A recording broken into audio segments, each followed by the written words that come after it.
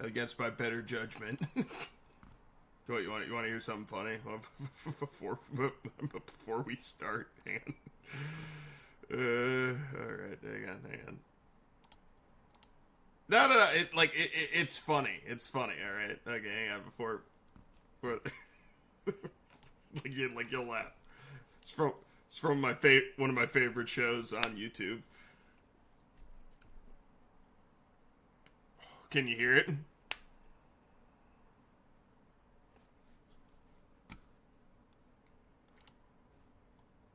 I've watched this like 5 times.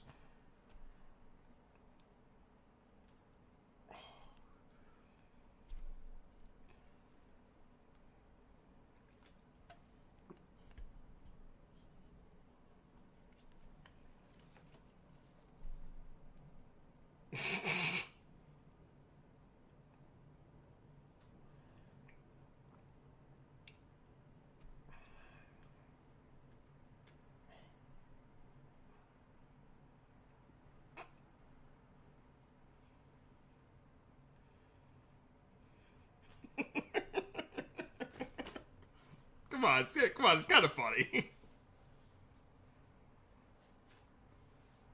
Yeah, great. You sound like my mother.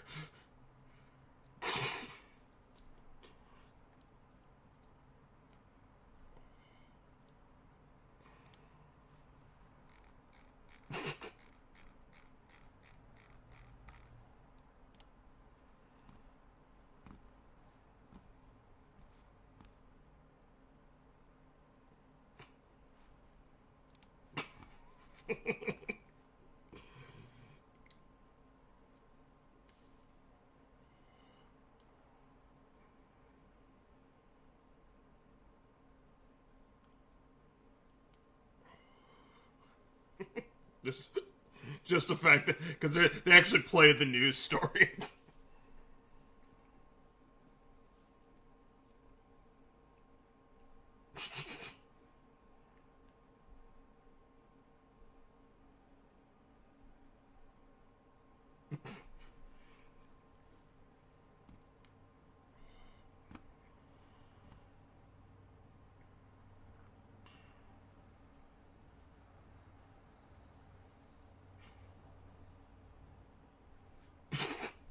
To be fair, would you ride down the glory hole, Val?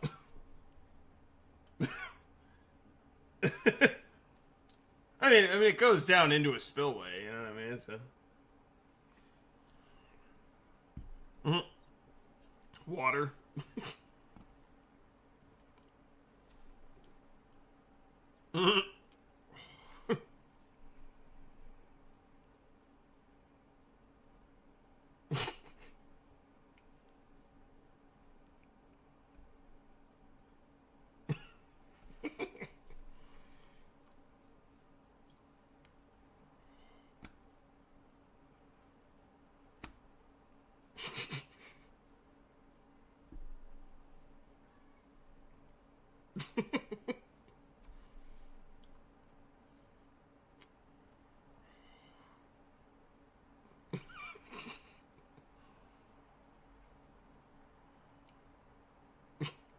They actually put this on the news. CBS News.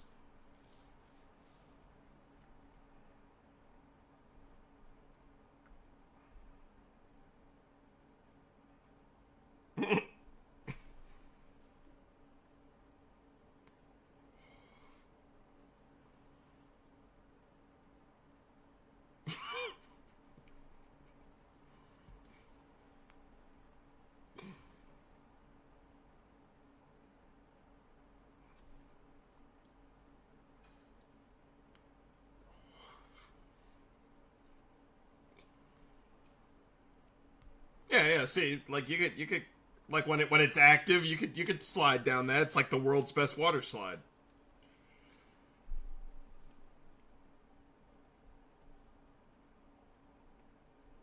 Yeah.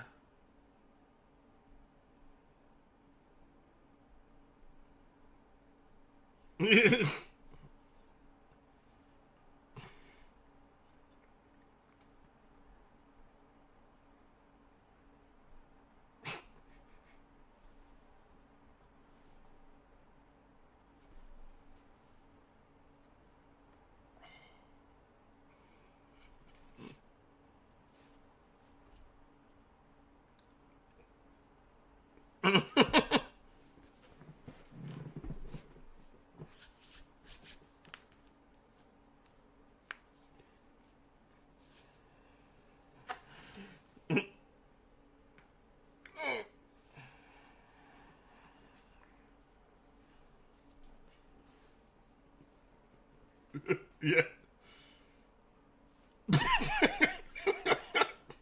Jack Manoff looking for gold in the glory hole.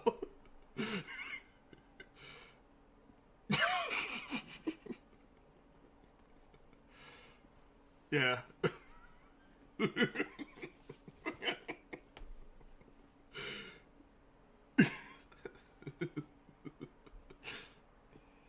Came from a long line of Jack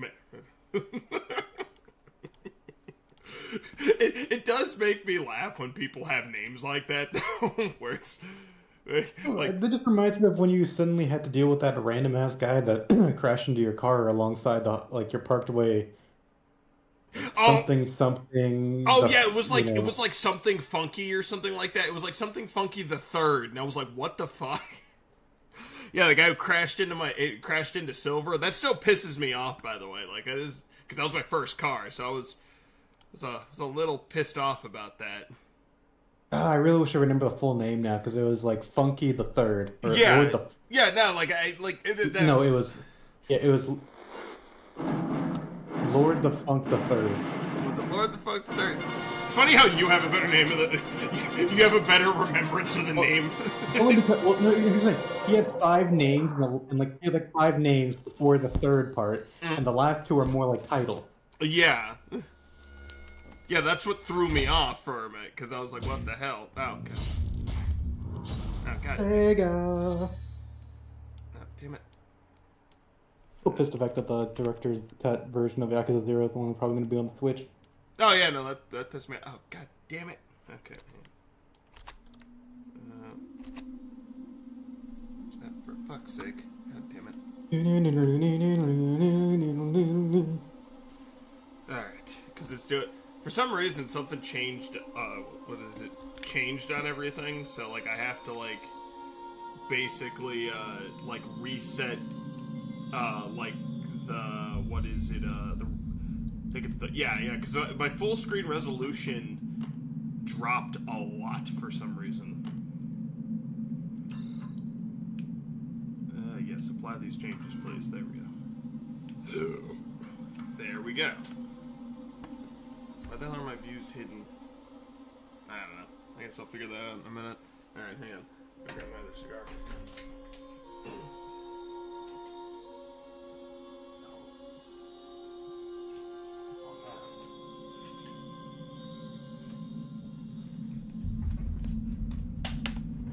Damn it. Everything's just going wrong for me today.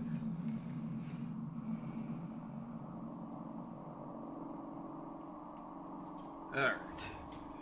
Let's hope the gameplay goes even better. Hello, ladies and gentlemen. I'm, of course, Evan from Stupidly Awesome Gaming. Back after a long, absence with my, and of course, my sound guy, Dragoon Academia, who's going to be trying to make being forced there against my will. Oh, come on. Oh, don't be like that. You don't need me to be anywhere near you to finish a fucking game. But you provide great color commentary and you play the you play. You lack charisma. No, I don't lack charisma. I'm like Goro Majima. I have plenty of charisma to go around. I'm the Lord of the fucking Night. I'm from Waterloo, where the vampires hang out. There's a wonder why people hate them. Back to the night realm with you, fucker.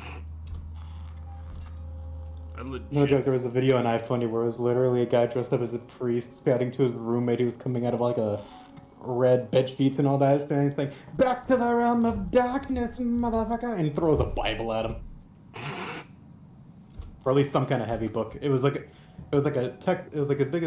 good old-fashioned mathematical textbook, and all of a sudden gets decked in the face as soon as he's getting up. I'll admit that it's funny.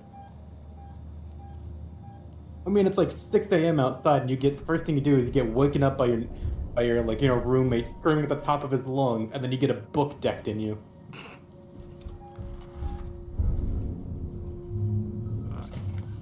Keep your head together. You can do it. Oh shit. Okay. Yeah. it's been like a long ass time since I've played this game, so I'm like thrown off. I forgot what was the last thing you were doing. Terminal they left for the synthetic caretaker. It's in a storeroom up ahead. And for God's sake, do it quietly. Yeah, no shit. I thought I would run around and jump around like I'm a complete retard. Not being stalked by the perfect organism. No.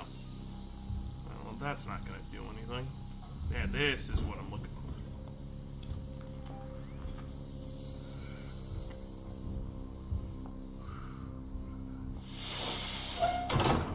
Dick.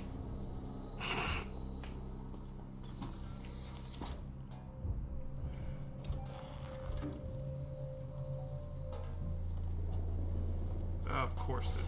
Seegson's been trying to sell that whole outfit for years, along with Sebastopol. No one ever bid, but it means security's still online. Oh, Quick, enough talk now, waits.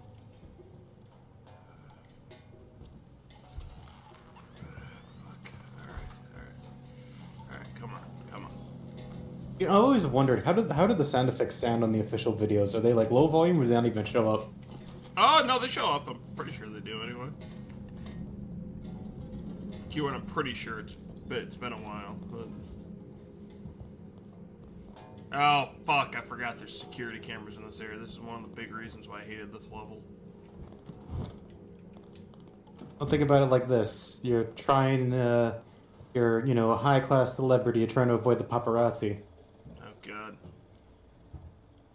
Oh, plasma torch. Oh, lovely. Am I the only person that whenever, like, stars or whatever get caught... Fuck. Am I the only person that whenever our stars get caught, like kicking the crap out of the paparazzi or, like, get in trouble for shit like that, I'm always just like, they kind of deserve it. Like, not the stars, the paparazzi. Yeah, I mean, you're coming here to, like, you know, the bar people and all that, so... Yeah, like there was a time when Tobey Maguire, he was screaming at him, going like, I can't fucking see, like the thing, and everyone got pissed off at him, and I was like, dude, you're blocking, because like he was trying to turn, and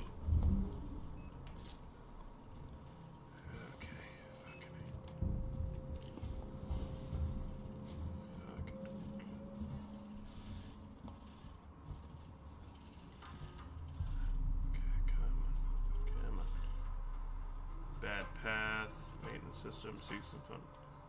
Service request. Maintenance check request in Sector C12. Received and confirmed. A service caretaker is on its way.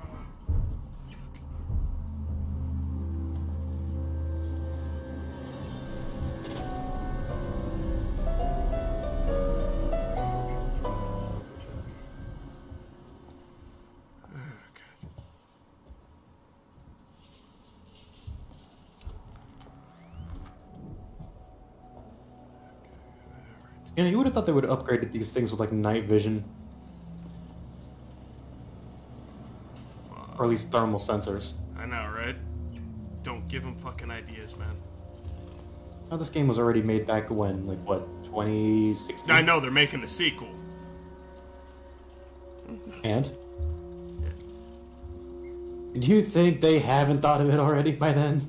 Yeah, fair. There ain't no way I'm gonna be reinventing any of the wheels they've done. Restored to local breakers. Where can I find the power breakers, waits? I see one in the analysis labs. The other's in the decontamination room.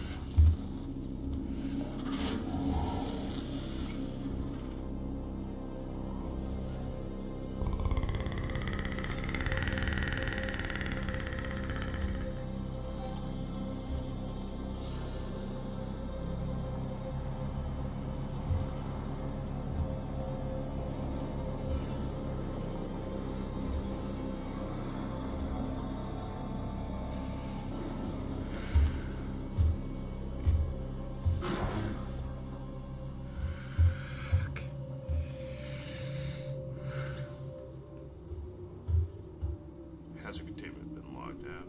Oh, wait a minute. Yeah, I forgot. What are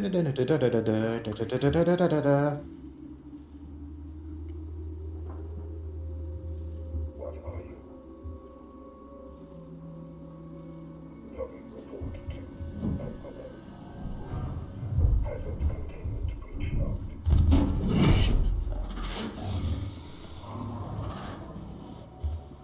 Unidentified species. Fuck you. Ah, damn it. Damn it. Your first mistake was letting it on fire. What? Just start right there. Your first mistake was letting the sun on fire. No, remember they don't like fire. That was kind of the whole thing. The problem is that he. All right, now she wasn't in range because technically that's a she. So. Well, what I was basically trying to get at is just the fact that what you could have done was simply throw a noisemaker into the corner, so both the bot and the Xeno could kind of have a little powwow, and you could just sneak on by. Yeah. Believe it or not, you want to know what actually what's his name does like causes like the biggest distraction, at least for the alien? Flares. Yeah, she loves flares for some fucking reason. I don't know. I don't know why. Well, you gotta think about it. I think it's like the constant sizzling of the like thermal reactant property of a flare. I think it's the heat, if I remember correctly. No one ever bit, but it means security. They hate fire. Yeah, I know. Enough talk now. Likes heat though. It's a weird. It's like how like we like to be warm, but we don't like to be on fire. I don't know. Because I think they had like a reason for it where like it senses the heat coming from it, so it's trying to figure out what the hell it is. Oh yeah, I still have one noisemaker. So okay, why the hell? Yeah, I've bitched about this in the past. Why the hell does it take that? Like, you see the components it takes to build a fucking Molotov? Just need some alcohol, then you followed it with a cloth. Light that son of a bitch up a light and he tossed it right across. Yeah, like it's literally not that hard to make a Molotov. Molotov. There's a reason why Russian. Oh fuck. Oh fuck. Yep. Yeah, that was coming. And that is why I hate security cameras in this game.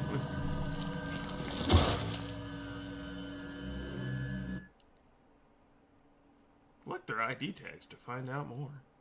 Yeah, I have this, and I have I have this type of game, and I have fucking Amnesia: The Bunker. And the only reason why I got that game was because I think it was Tim that got it for me. Find the control terminal they left for the synthetic caretaker. It's in a storeroom up ahead. And for God's sake, do it quietly. Yeah, to this day, I still haven't beaten this game, and it actually it actually still pisses me off.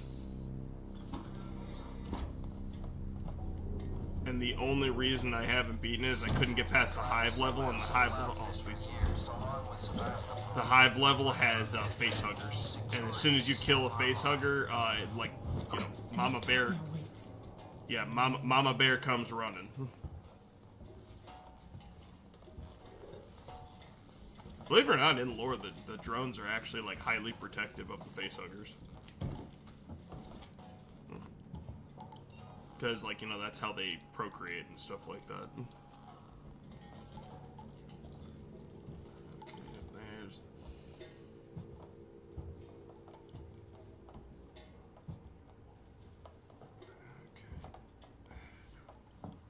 The only reason I don't try to turn that off is because it's right under a fucking... that, and if the alien appears, it's an insta-kill.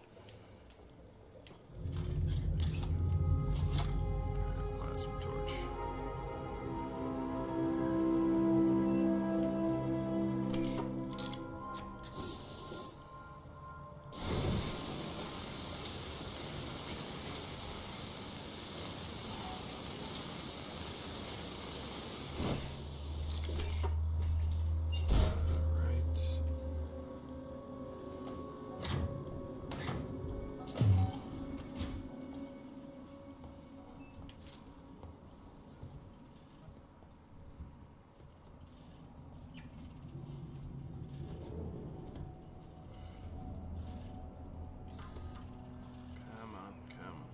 bulky tech. Maintenance check request in Sector C12. Received and confirmed. A service caretaker is on its way.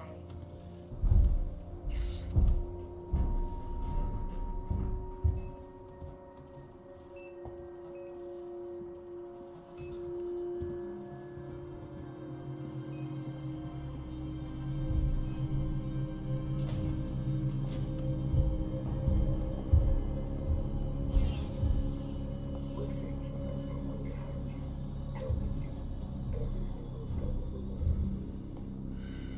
Fuck. Those things are literally creepy as shit.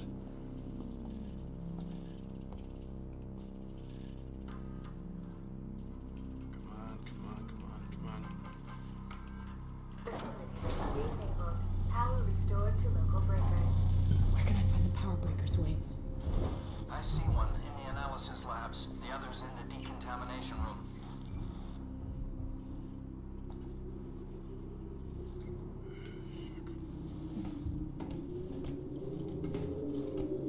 Oh shit.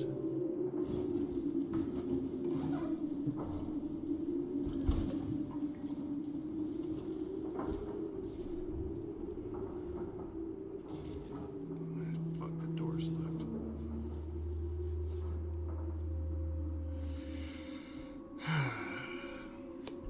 Okay.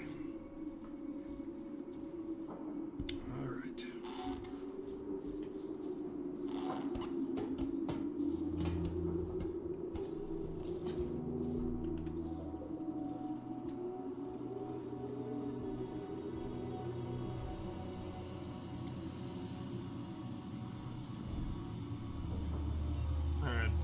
Alright, Val, what are you thinking? Methinks you better hurry up, otherwise you're gonna be dead. I'll get to the bottom of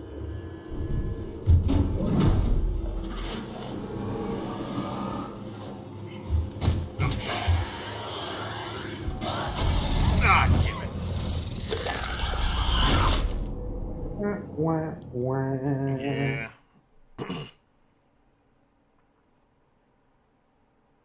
Yeah, run when you can. Crouch, stay behind cover, and all that good stuff. Oh, man.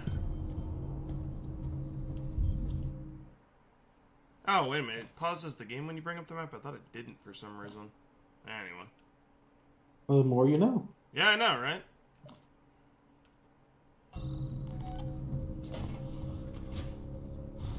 Find the control terminal they left for the synthetic caretaker. It's in a storeroom up ahead.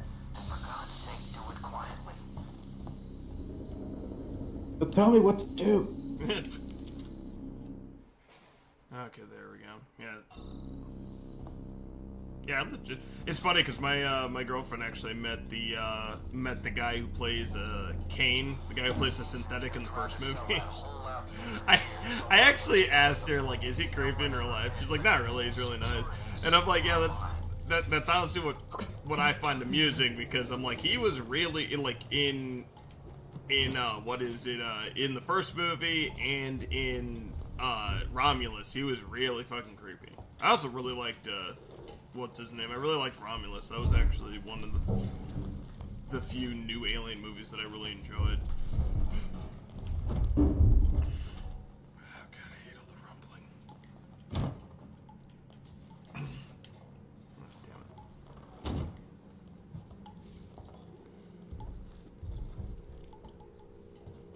Okay. Imagine if they added perks in this game.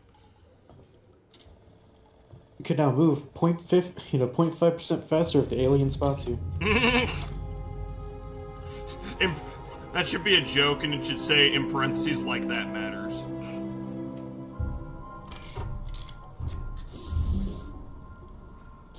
Another side perk you could probably get is like, you do 15% more melee damage to a Xenomorph. Go get him, champ. Maybe C's. Well, if you're gonna.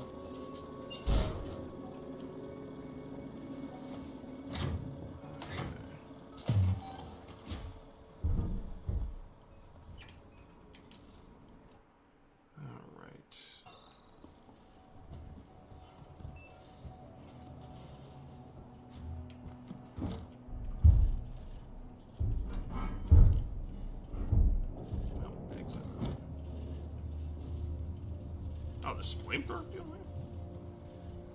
Not even gonna bother with the flamethrower as far as using on the androids, because that just creates more problems.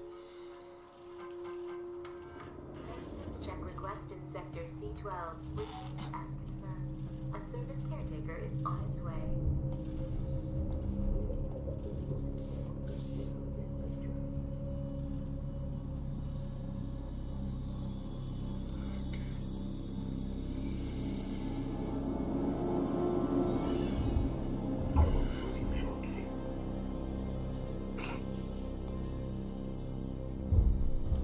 I honestly still don't know if it sees me or not.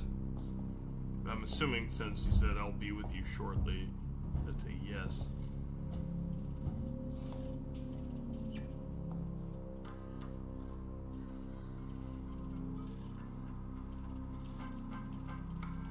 Facilities re-enabled. Power restored to local breakers.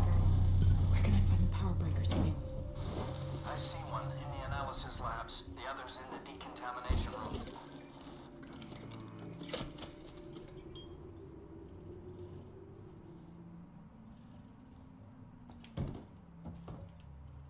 Oh, okay. Could probably make a.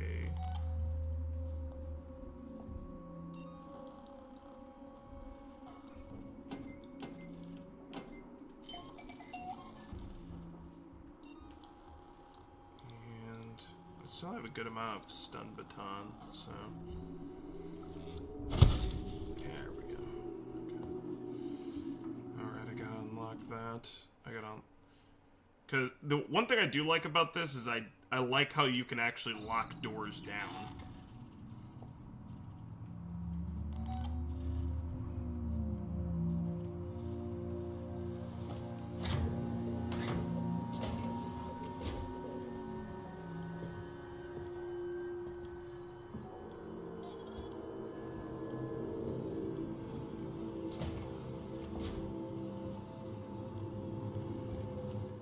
Alright. Where do I gotta go?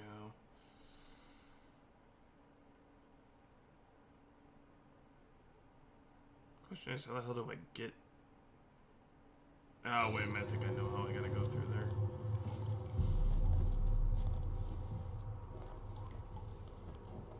I'm hearing so much dripping and it's annoying the crap out of me because usually when I hear dripping, I'm thinking of that fucking insta-kill vent crap.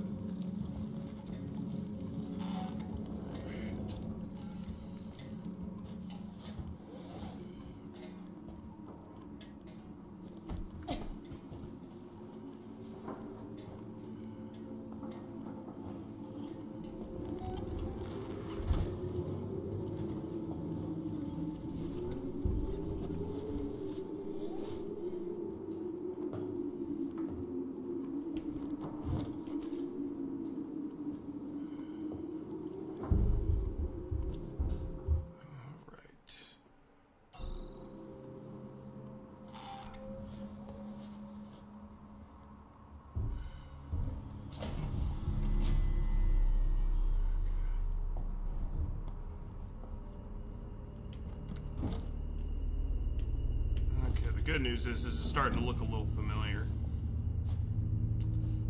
Oh, also I got I picked up a shift for tomorrow, so I won't see the Minecraft movie till what is it, till Monday.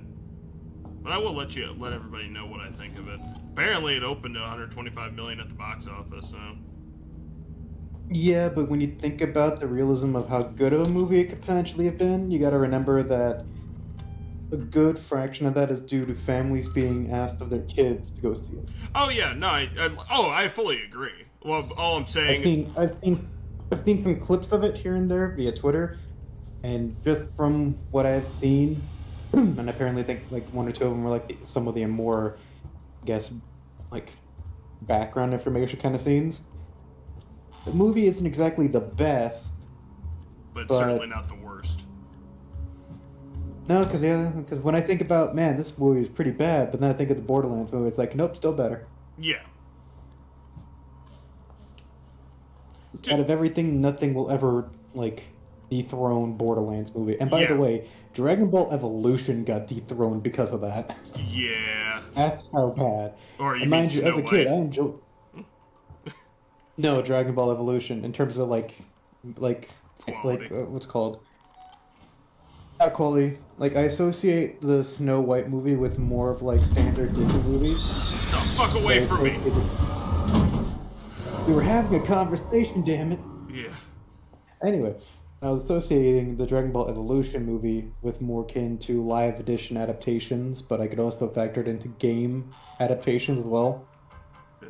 The Dragon Ball games are essentially retelling the story of, Dragon Ball. So in that sense, Yeah. which, when you put it into that perspective, the Doom movie isn't exactly that half bad when you look back on it. Oh, yeah. It just shouldn't have been called Doom. Yeah. Problem was, Well, here's the thing. Weirdly enough, I could have if instead they could have labeled the Doom movie Prey, and I would have believed it. if they had made a Doom what? If they labeled the Doom movie instead Prey, I could believe it a little bit more. Yeah. Honestly, the problem was I think Doom, the movie, was trying to take too many cues from from Doom 3 and not enough from, like, the actual source material. But yeah, really dark, can't see shit. Yeah. Aliens look like humans, and that's about it.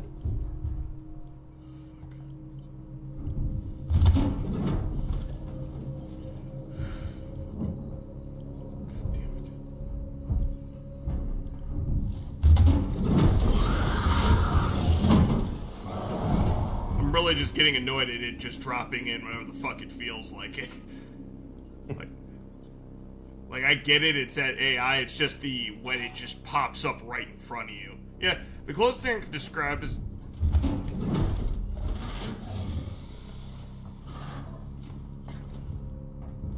Closest thing I could describe is like when a game just starts reading your inputs.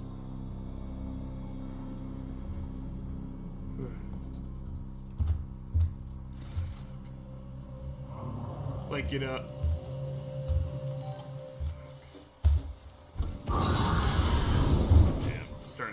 it's starting to gather a resistance. That's what's pissing me off. Yeah, it's like in games when like in fighting games when games will just start reading your inputs once you start winning. Like it just starts either ignoring or reading your inputs so that it can beat you. That's what I'm equating this to at this point. Okay. God, this map is fucking weird. Restore access to distribution. Restore access to distribution inside Gemini Exoplanet Solutions. Once inside, locate the freight elevator and take it to Project KG-348. Okay. Found the breakers to bring Gemini facility online. Trigger the analysis lab breaker switch. Trigger the decontamination room breaker switch. Okay.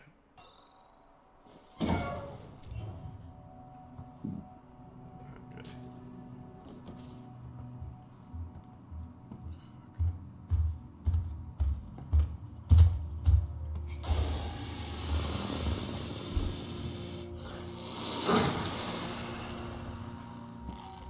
Back. Hold the line.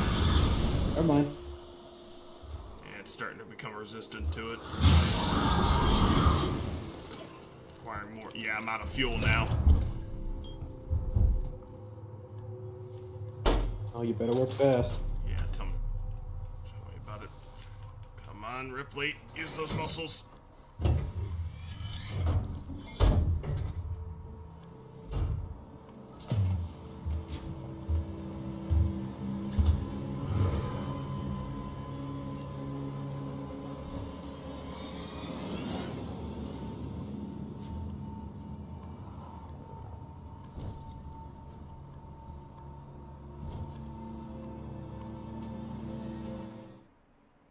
Oh, damn it, it was back there.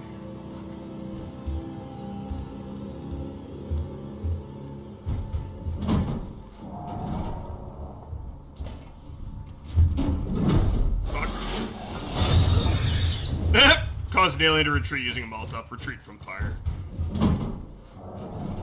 Where the hell is this breaker? Oh, there it is.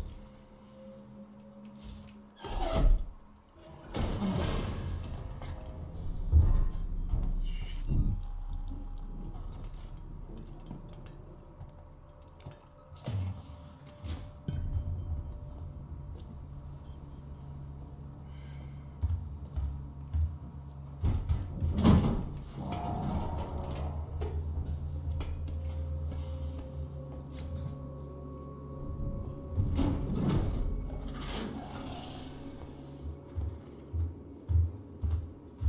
sound design is amazing in this game, but I honestly can't, like, a lot of the time, which is, I know kind of the main thing of, like, I can't tell where the alien is.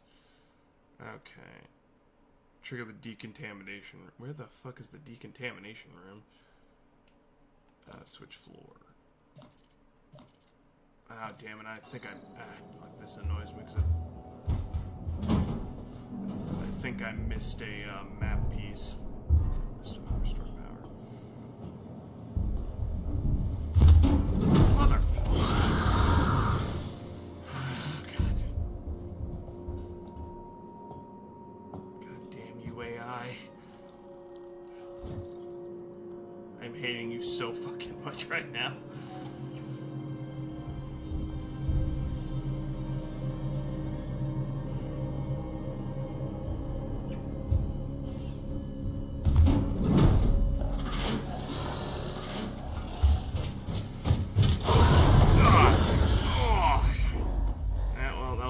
Molotov, so next time she spots me, I am fucked with a capital F. I'm not getting close to that thing. Breaker reset required.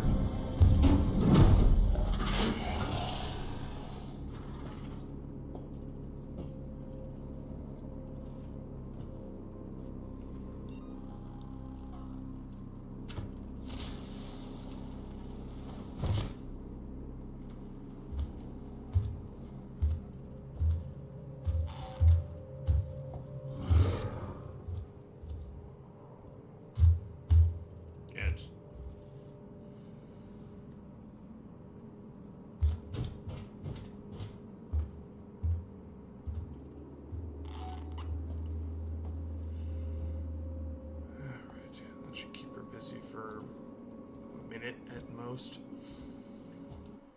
Now the question is... You want me to start a countdown? Yeah.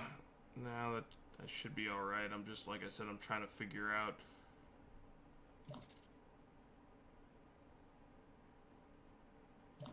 I'm just trying to figure out how the hell do I get to the contamination room. Because that's honestly the big thing here. Don't you have to enter into contamination through a vent? Maybe. Shit, hang on. I could have sworn for the game it was like contamination's on lockdown, so you can only get through it to a vent. I thought I picked up the shotgun. I think. Well, apparently I didn't.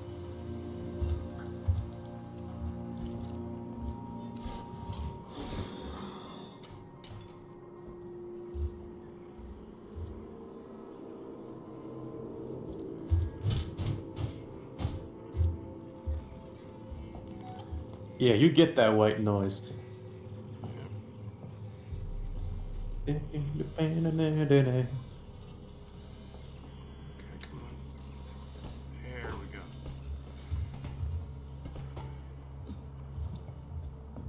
Well, because there was a...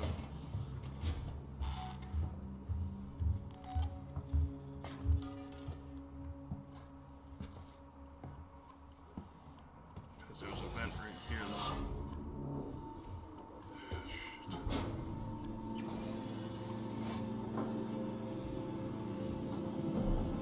Oh, well, ID tag.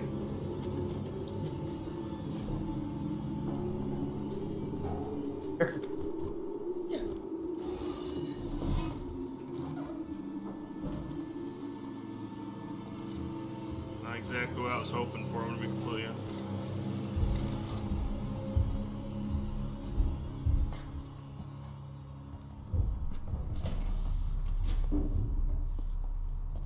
Shit. Going down. Okay.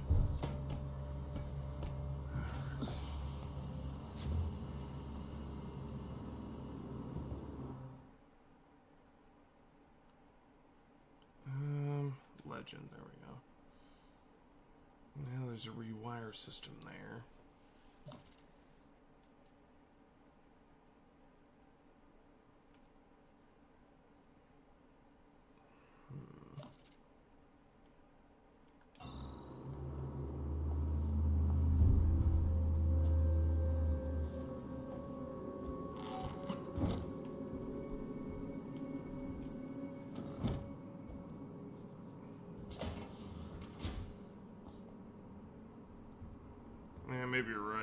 head back, either that or... Enrichment laboratory, where's this go? Ah, okay. Here. Lovely. I thought this was locked for some reason.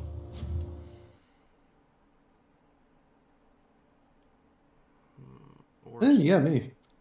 yeah, like I legit thought that this was locked for some reason.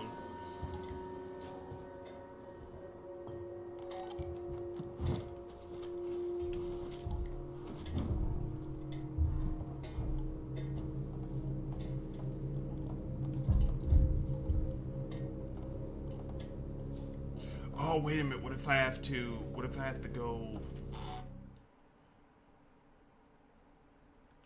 I have to go back and somehow go down?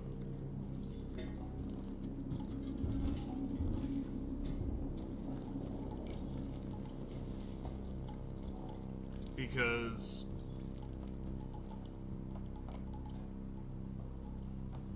I have the plasma torch now, so... What if I have to go through here? Wait a minute. Okay, yeah, that just...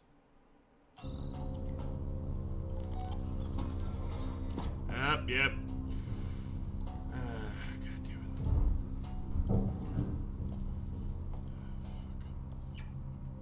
Yeah, because now the security cameras are here. Come on.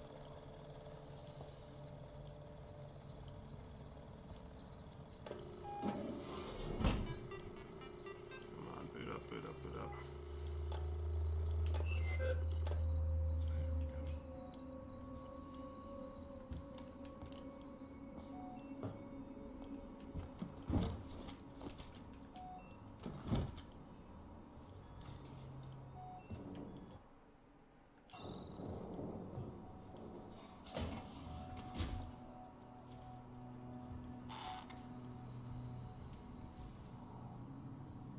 Sensors are like the one thing that you can't hold a lot of. Okay.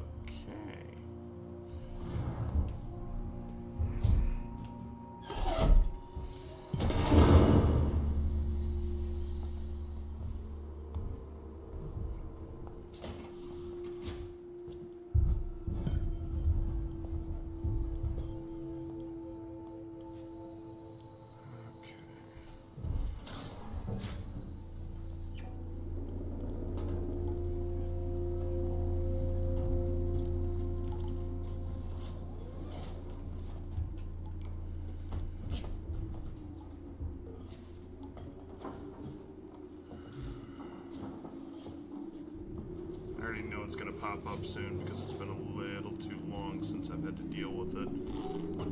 Yeah.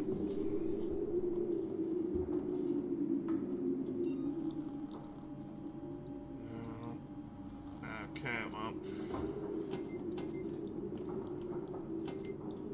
This is literally my last line of defense.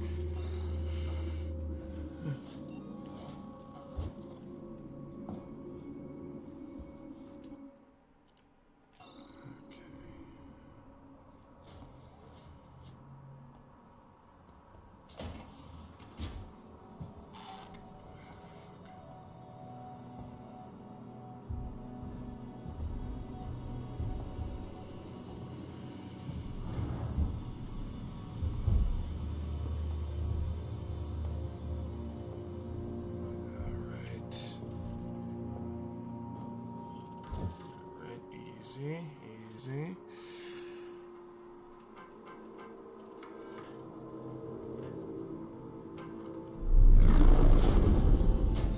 Okay, of course it's the loudest fucking process.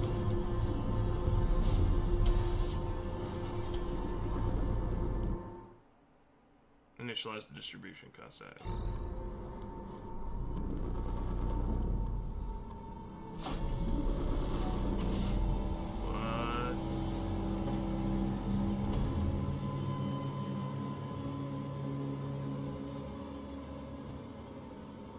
Oh, I didn't know it does that. Oh, wait a minute. I forgot I gotta do it manually. I forgot about this shit. Damn it. Oh, God.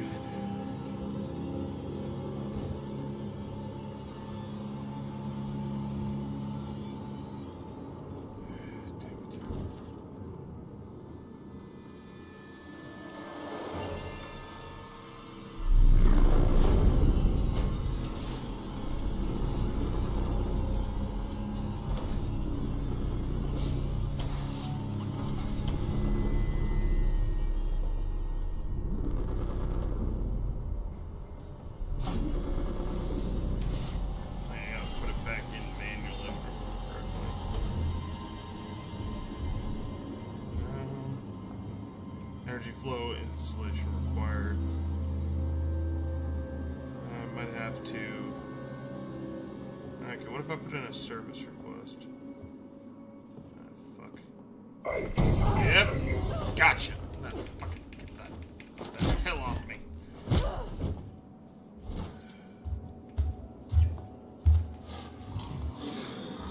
Gavin, toss a Molotov on the body.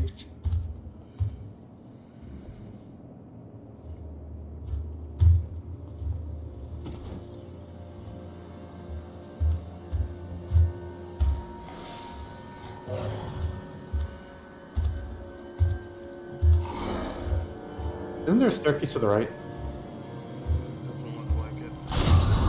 Ah, damn it. Well.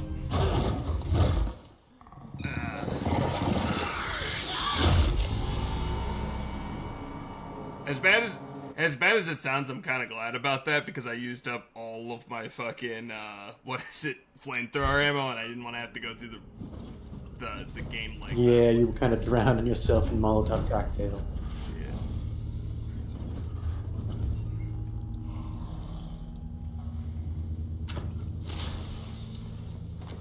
Oh, Dun, dun, dun, dun, dun, dun, dun.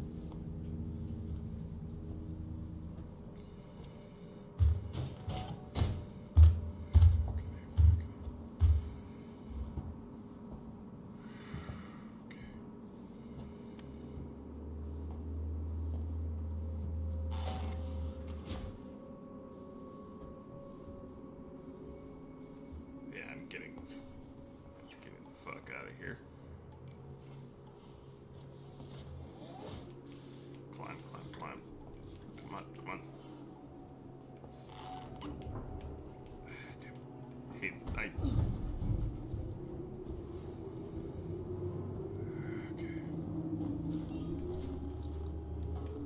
Okay. Slow and steady wins the race out.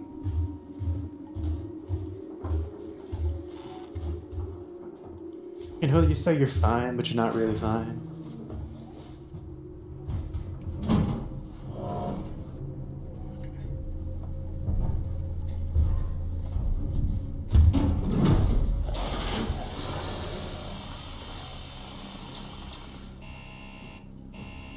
Of course.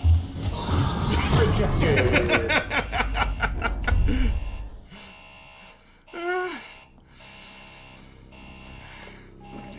Come on, hurry.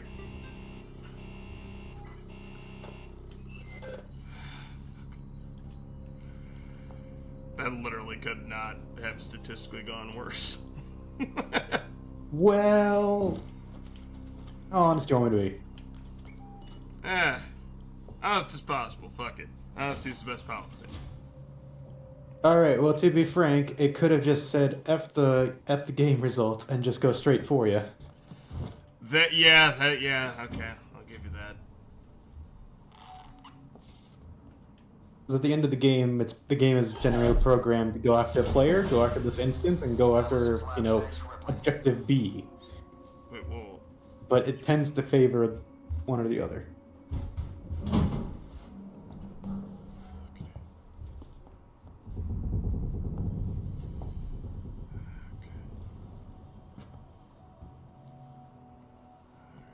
Easy.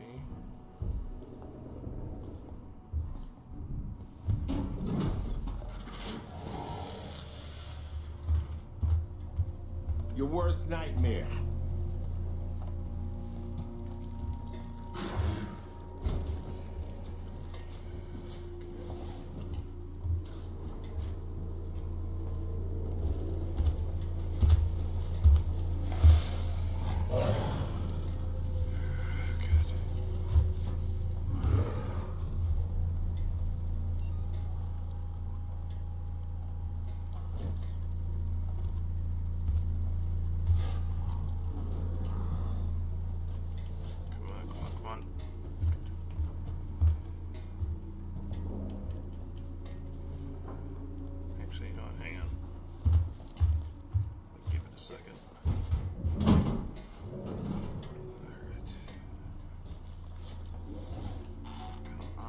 I hate these dips so fucking much.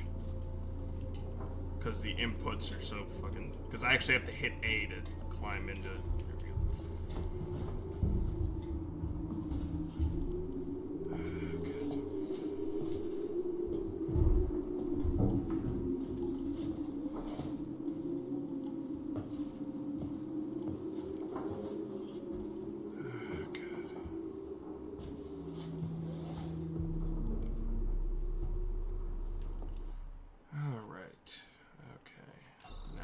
Lab.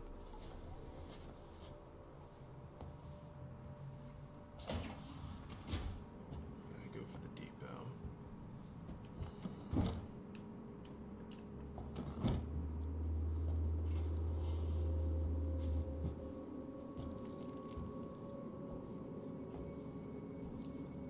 Yeah, the sound design is where this game really thrives. Hearing every bump and crash and yeah.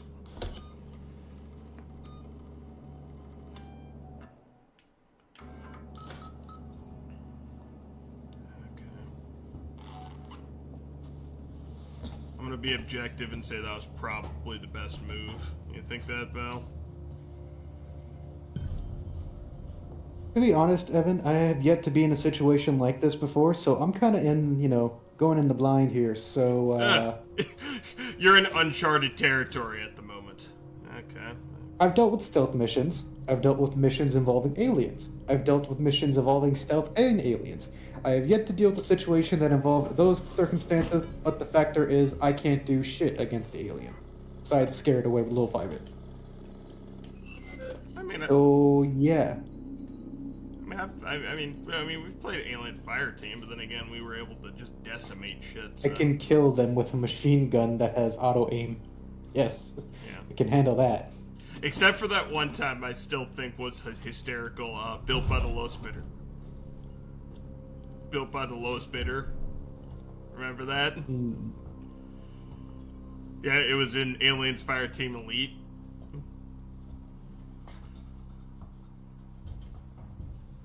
Aliens Fireteam Elite, what is it? Where, like, every time you shoot, your gun has a chance to jam. Oh yeah, that's right, and it kept jamming. Yeah, because you had the smart gun, yeah.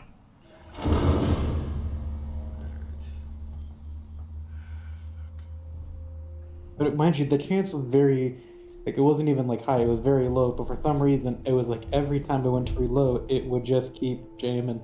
Yeah.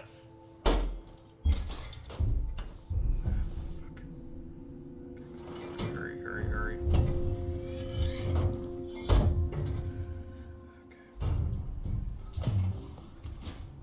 Okay. There was a fun joke I saw on Twitter today. It was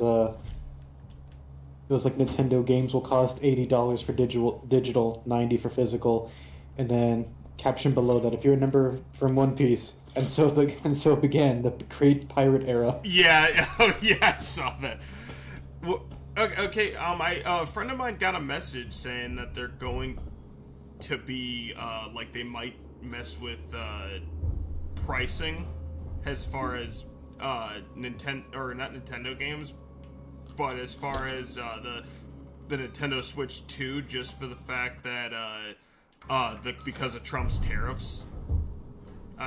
Because my friend of mine sent me a message and it had the thing, so I don't know how accurate that is. Okay.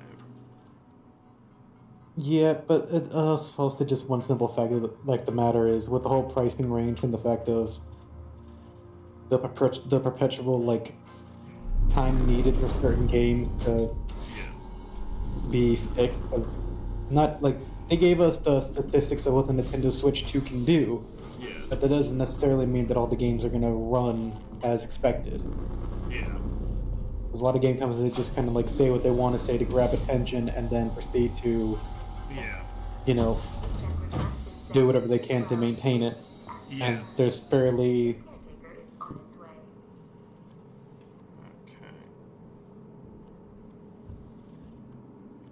This is where things are going to get a little dicey because then I'll have a working Joe. Don't forget the little details when seeing the big picture. Of course.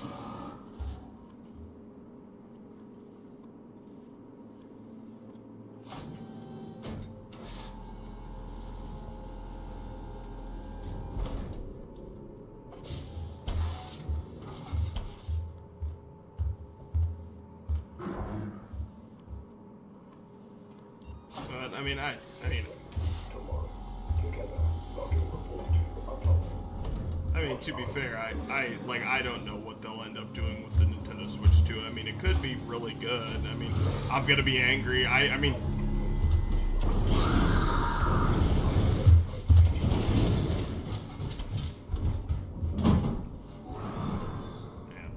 To be fair, I wasn't sure if it saw me, and that was honestly my fault. But I mean, I don't know. Like, it could go either way. I mean, with the introduction of like the Yakuza 0 like director's cut, that seems to be really interesting. But I'm gonna be angry if they're only gonna do it on fucking. If it's gonna be a director's cut only on the Nintendo Switch 2, that happened. Nintendo Switch 2, they should at least very well try to make the director's cut thing like an update for PC version. Well, and that's what I'm hoping that they'll do, or just do it kind of like the way they did, oh god, what was it, the director's cut for, the director's cut upgrade for Ghost of Tsushima. Mm-hmm. Where, like, you can upgrade to get the DLC and just treat it like a DLC, because I'd pay, like, $20 for that multiplayer mode, just so we could dick around in it.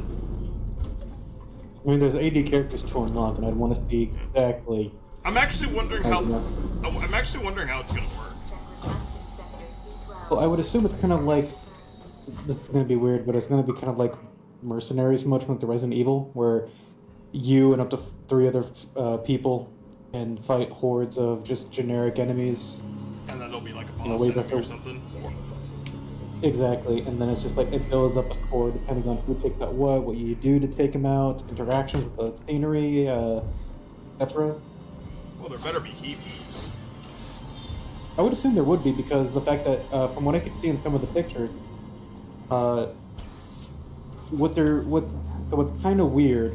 So I don't know exactly how it's going to pan out, but I think it's like there's going to be 4 variations of Kiryu and Majima, 1 for each style. Oh, no. Oh, okay. Well, that makes sense, to be honest. But again, I can only see it because, like, the only reason I'm thinking that is because off on the left side of the screen of the picture, it showcases your other players, their health bars, and what character they're playing. And next to the Kiryu, there was Thug Style on a small icon with it. Okay. So I don't know if that's him being Thug Style Kiryu as its own elementary character, or it's the current style that he has equipped. Alright. I would assume that if they do have it to where you can switch styles, I'm definitely making the assumption here that Mad Dog and Dragon the Dojima are going to be separate characters. Let me know when you're down.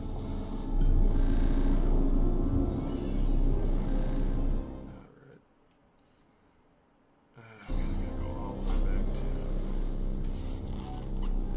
Sorry. I didn't mean to have you stop, but...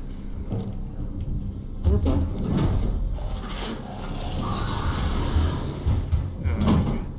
I legit jumped.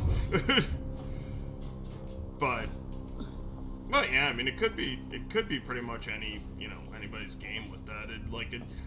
To be fair, that's probably the only way they could have done it, as far as like just having everybody like one style, not like the 0. Like you can change styles. You're like, what the hell? That's weird.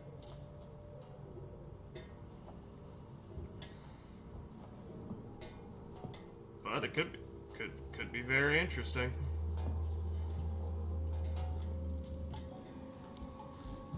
And I hope there's tag team heat moves. I really do. I kind of hope so as well, because if you have it like, well, if there's gonna be tag team moves, I want them to be between like certain characters. Yeah. Oh, I hope they put in Tachibana, to be honest.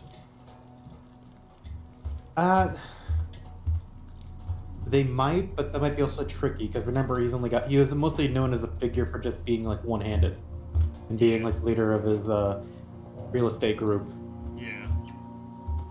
But remember, Goda, or what's his name, Oda also mentions that he beat him even with one hand.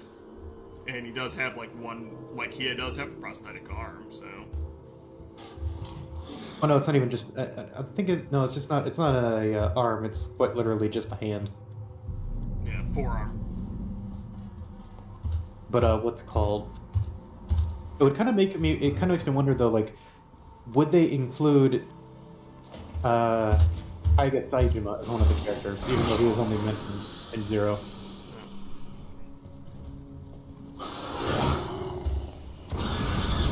Don't those red barrels explode? Yeah, those barrels do explode. Lady, you might want to get the fuck out of here. Wait a minute. Am I not going the right direction, or...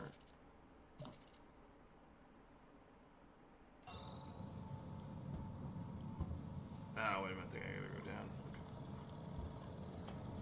Okay. But yeah, those red barrels are explosive. The only reason why I didn't take a chance on it is literally just for the fact that I'm, you know, again, it's still a chance.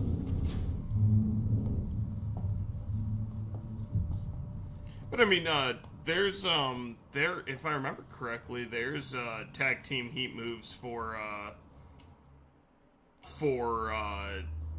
Tachibana, Oda, and Kiryu in Zero. Alright, fuck. Anyway, go ahead, Bill. I'm sorry. No, you're fine. But going back to kind of like the combination moves, like what's it called? It would have to be through certain characters. Like for instance, what's it called? You have Nishkin Kiryu, Majima, and God, what was his name? He was in the red suit. He was the one that conducted the murder on the female nurse. The murder of the female nurse. I got a plan. Remember, Majima was pulled to kill a girl, and then he couldn't go through with it, so he decided to get like a body double. Oh, Like, yeah, fuck, I don't... Then he threw... Yeah. Then he set after the body double plan and tossed away the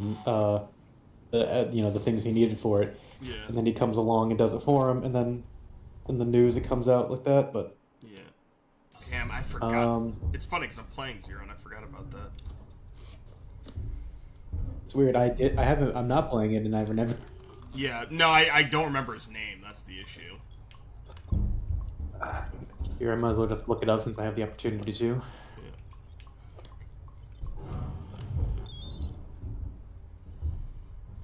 Kind of sad. He would have been a kind of a cool person to have around. Yeah. Oh, Homara Nishitani. There we go. Yeah. He's Yeah, the fifth chairman of the Omi Alliance. Yeah. Is he in Zero, or is he in, He's in Zero. Okay, I'm making sure. Remember, like I said before, he was the guy that did the kill for Majima. Okay, I thought he was Majima's handler. Oh, no, that's a different character. That's the... Kasta Sagawa. Ah, okay, yeah. Because the guy was the guy that was in the club in the beginning that took rocks for Majima. Yeah. There is one character I really hope that I can, duke it out other characters wise in the game, and that is Bacchus. Ah, yeah, that would actually be pretty cool. And the guy for Rush as well. That would be kind of cool. That's... Oh, Kimoji. Yeah, Kimoji.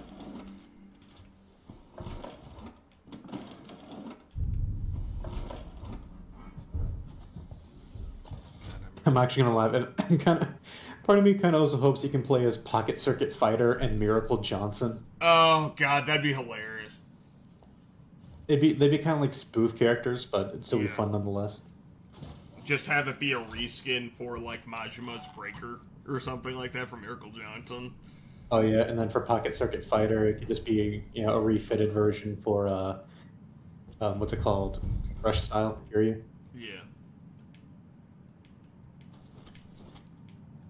I mean, to be fair, whoever they don't add mods will, Oh, no, never mind. Oh, I can't remember the last time I slept. To be fair, you're kind of right because there are some, like for the Pokemon games, there are some people that have made mod for like Pokemon Scarlet and Violet. Yeah. You just need to like literally connect your Switch to your computer, access the files, and then add the files into the game files. Yeah. I will say though, I kind of like there was one thing I really like that was missing from Pirate Yakuza. Have you seen it? But like the Can't take like much more of this.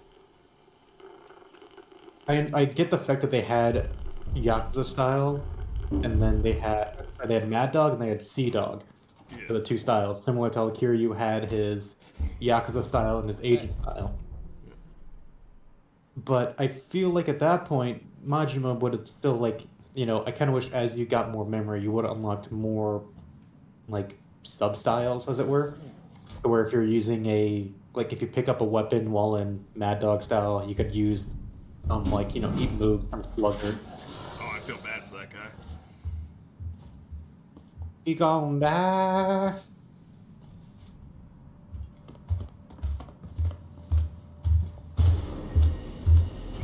So I kind of just wonder when they're gonna actually announce the next Yakuza game.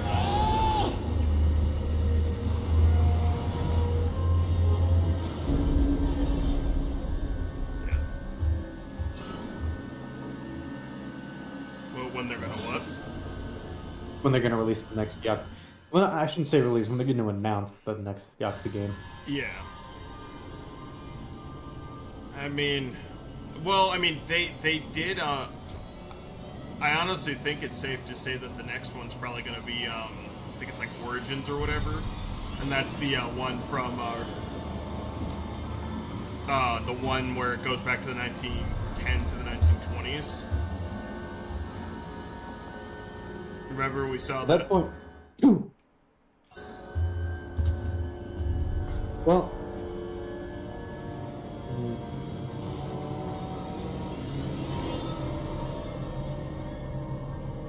Wait, what were you saying about what we saw? What now? Hang on. I gotta deal with a guest.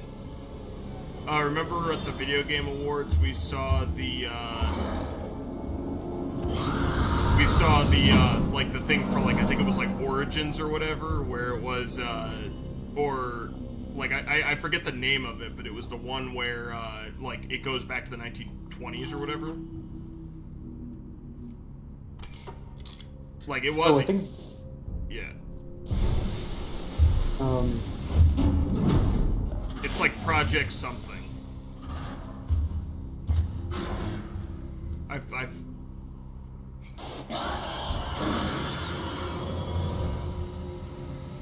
you wanna ride this train?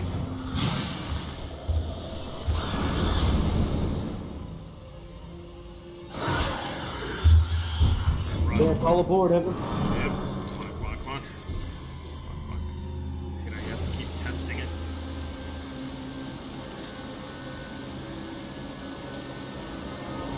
Come on.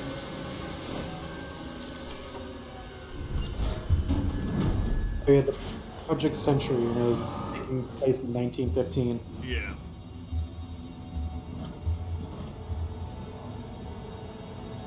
I couldn't remember the name. But it looks like it's going to be more of like a story-based game. Like, kind of like,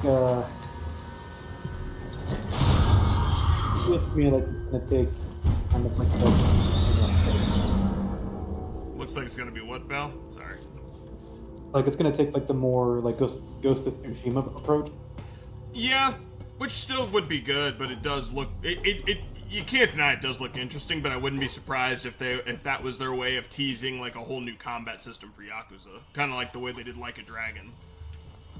That is true. Although to me it kind of makes me wonder for future Yakuza, like if we're going by set patterns, I feel like we might be getting another Judgment game. Yeah. Which I still need to I need to get Judgment on Steam. I need to start doing Yakuza games as a fucking like just as it like just in general. Because I haven't started Yes, it. you do. While you have been squandering your time with other means, other games. Oh shit! Oh damn it! You got lucky. Yes, I did. And trust me, I know what the fuck's about to happen now too, and I'm not gonna like it at all. What's it called? Quite literally, I've managed to go back. I've finished like a Dragon in Hawaii. I just finished Pirate Yakuza. Yep, I'm dead. What's it called?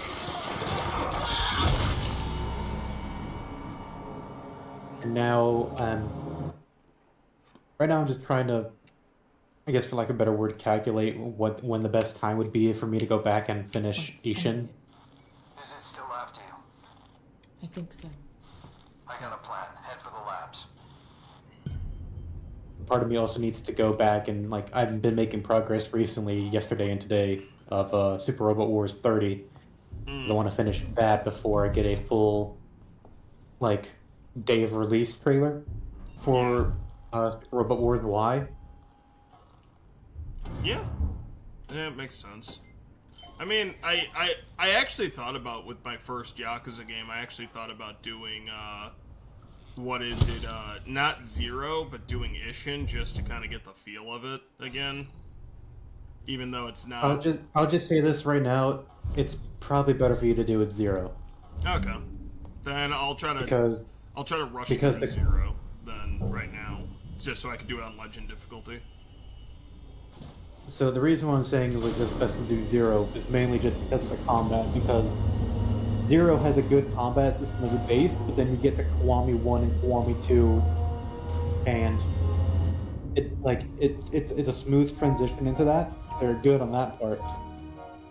But then you hit 3 and 4, and then you kind of take a step back. Alright.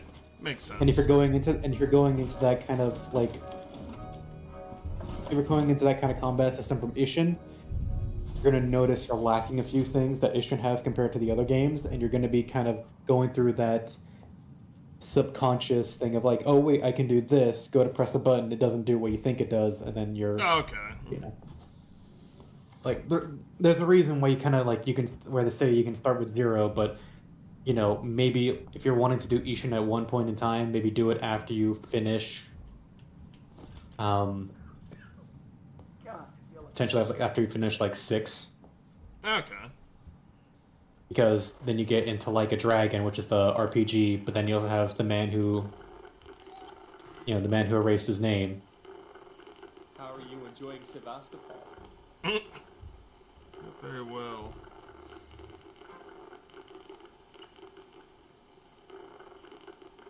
Yeah. And then I could do it like a man erased his name or whatever. We're all gonna die. You know that, right? Which I'll probably do I mean, should I do it before or after, Like a Dragon? No, the reason you need to do it after Like a Dragon is because for the man who erased his name, it would have spoilers for Like a Dragon. Okay, alright. Because the events of the man who erased his name take place a little bit before, during, and near the end of Like a Dragon. Okay. So you'll be seeing situations that you won't have the context of. Alright. Yeah, because... They've gotten it to a point where when it comes to the Yakuza franchise, it now pays to go through the games in order. Yeah. As that way you have the continuity of a timeline. Alright. Well, because I'm trying to get, like, a decent timeline going, so I'm just like, okay, what do I start with? What do I go with? Because, and I'm also debating on whether or not I should just beat them first, like, on my own time, and then do it on Legend difficulty later.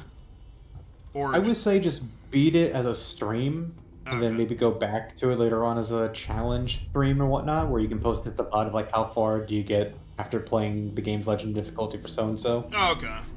Just because of the fact that there's going to be twists and turns that you get the live reaction once, and then that's it, and then you go back to it and you already know what happened, so you can't exactly have the same pizzazz. Yeah, that's fair. To showcase. I mean, don't get me wrong. Always like you could always just play the game on the hardest difficulty available. Yeah. Yeah, maybe what I'll do is I'll beat Zero on my own time and then stream it on Legend because I've already played Zero. Yeah. So it doesn't. That one's.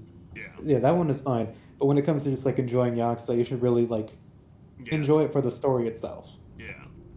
And since you got a whole lot of games coming up to it, it may just be the better overall, like, played at the normal difficulty. Yeah. Just enjoy it and then fucking... Enjoy the ride, and then if you feel like you want to go through a challenge run, go through the challenge run. Yeah. I will say there are a couple of challenge missions that I find entertaining to play. Like for... I'm forgetting when it starts, but it's like, it's as weird as to say, it's like, I don't consider it to be like the canonical things that happen. It's more of just like a nice little bonus thing you can do, where it's like the Amon family, which is like oh yeah, an entire group of assassins. Yeah, and it's just like they're just there for like to be a challenging fight. Yeah, they're meant to be crazy, and they only appear after you do everything in the game. But I will have mentioned that for The Man Who Erased His Name and Pirate Yakuza, the Amon fights in that one are just kind of really meh. Oh, really? Yeah, that honestly makes sense, though. Oh, God, I'm sorry. I was going to say, the reason why I'm saying they're meh is just for the fact that for The Man Who Erased His Name, once you get an idea of how to use the gadget class, as well as implementing the heat moves with it, you can basically just cheat the fight for like half his health bar before going in with actual combos.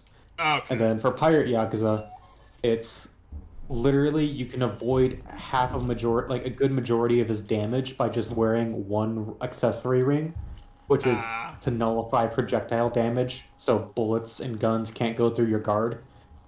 And one of his super attacks is literally raining down daggers from the sky, and one of his other attacks is to fire a large amount of projectiles. So I can literally just stand there for a good 5-10 seconds of just negating all that damage potentially coming towards me, and then going for a good, combo or two. Okay. I was just wondering, because, like, I know, what is it, because I think they were gonna finish Kiryu's story in 6, so, like, that was, like, supposed to be, like, the final Amon fight. And, my friend actually says that fight is actually really good, because it was supposed to be the final.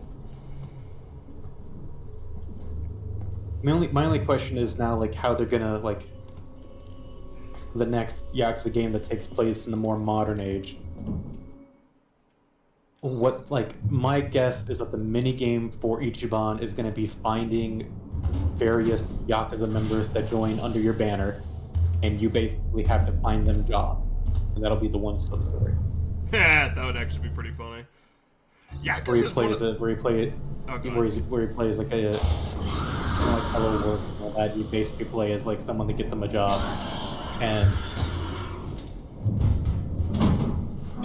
when you reach like a certain number of members that get relocated, you get a, let's say, in game would be like you get an employee discount for this job course or something like that, and all of a sudden you've unlocked a new job.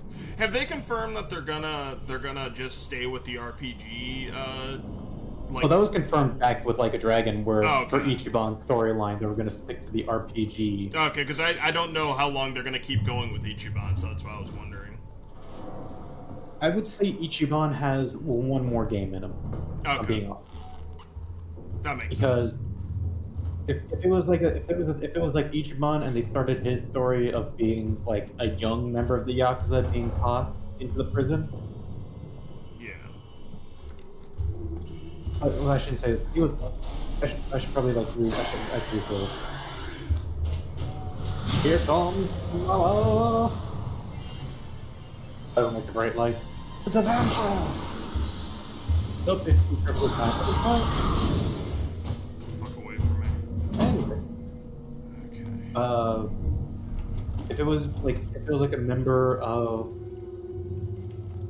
what I kind of feel like would be kind of really cool is for the next prominent star of the Yakuza franchise to be introduced in the next Yakuza game alongside Ichiban to take over. Yeah. Well, I guess I should say that the era of the Yakuza is like over officially with what they were trying to do with the Great Dissolution. But what's it called? Which has real world precedent too. exactly. But it's just also a matter of fact that like main play up they can get to continue that would be, you know, an old family leader for like, the only alliance besides the, basically like mercenary guild and whatnot, or you have to, you know, where it becomes a PMC or something like that. Yeah. Well, it honestly makes me wonder, once they did the dissolution storyline, I was actually wondering what the hell they were going to do. Well, it's kind of similar to what they did with Yakuza 6, The Song of Life, where it was like something, I guess for lack of a better term, there was like I won't spoil it, it has a really big, like, has a lot of twists and turns in it. Yeah. You Yeah, don't no, have to it's do fine. Leave it a mystery. But, it's basically like there was, I wouldn't say a mistake, but there was a decision made back by the higher ups of the government that was hidden away. Ah.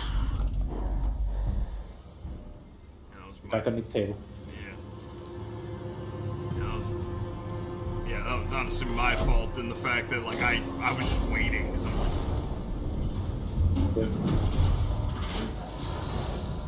and I just couldn't wait in. I can see a power spike.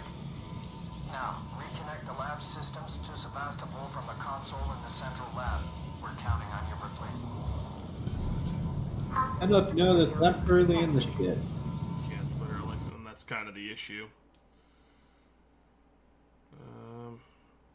I'll just say it's like really off-putting how silent it gets when you're looking at the map compared to when you're in game. Oh yeah, trust me. How the fuck do you think I feel?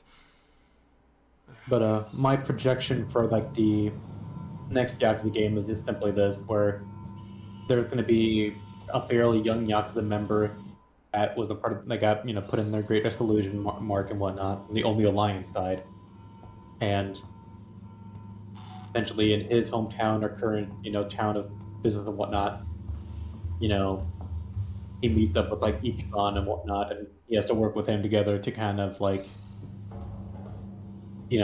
figure out what happens after. Yeah.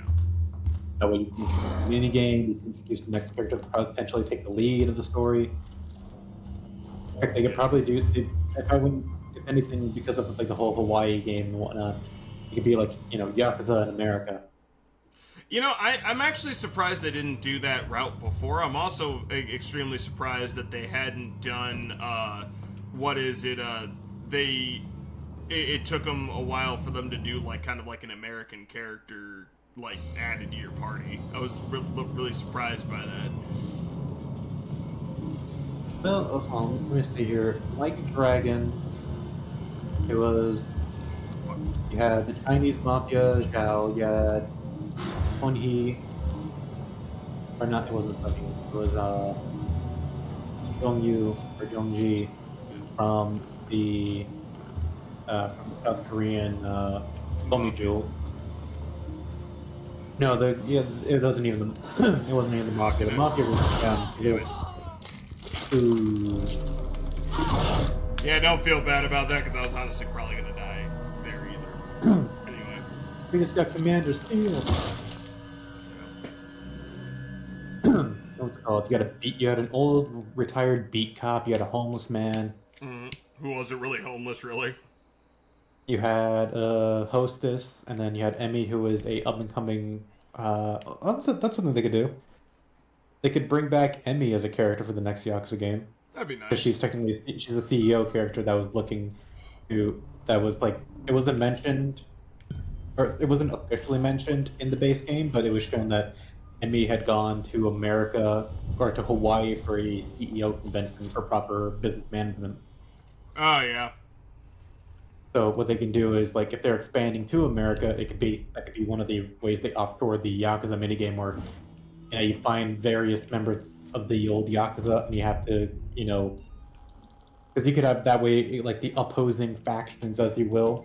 Yeah. Just barely be, like, various, gangs, or, like, deficit subcategories of, like, the various Chinese and, Korean mafias that were in the United States. And I'm actually surprised that they haven't done something with, like, the American mob or something like that, or, like, the, because they've done shit with, like, the triads and stuff, haven't they?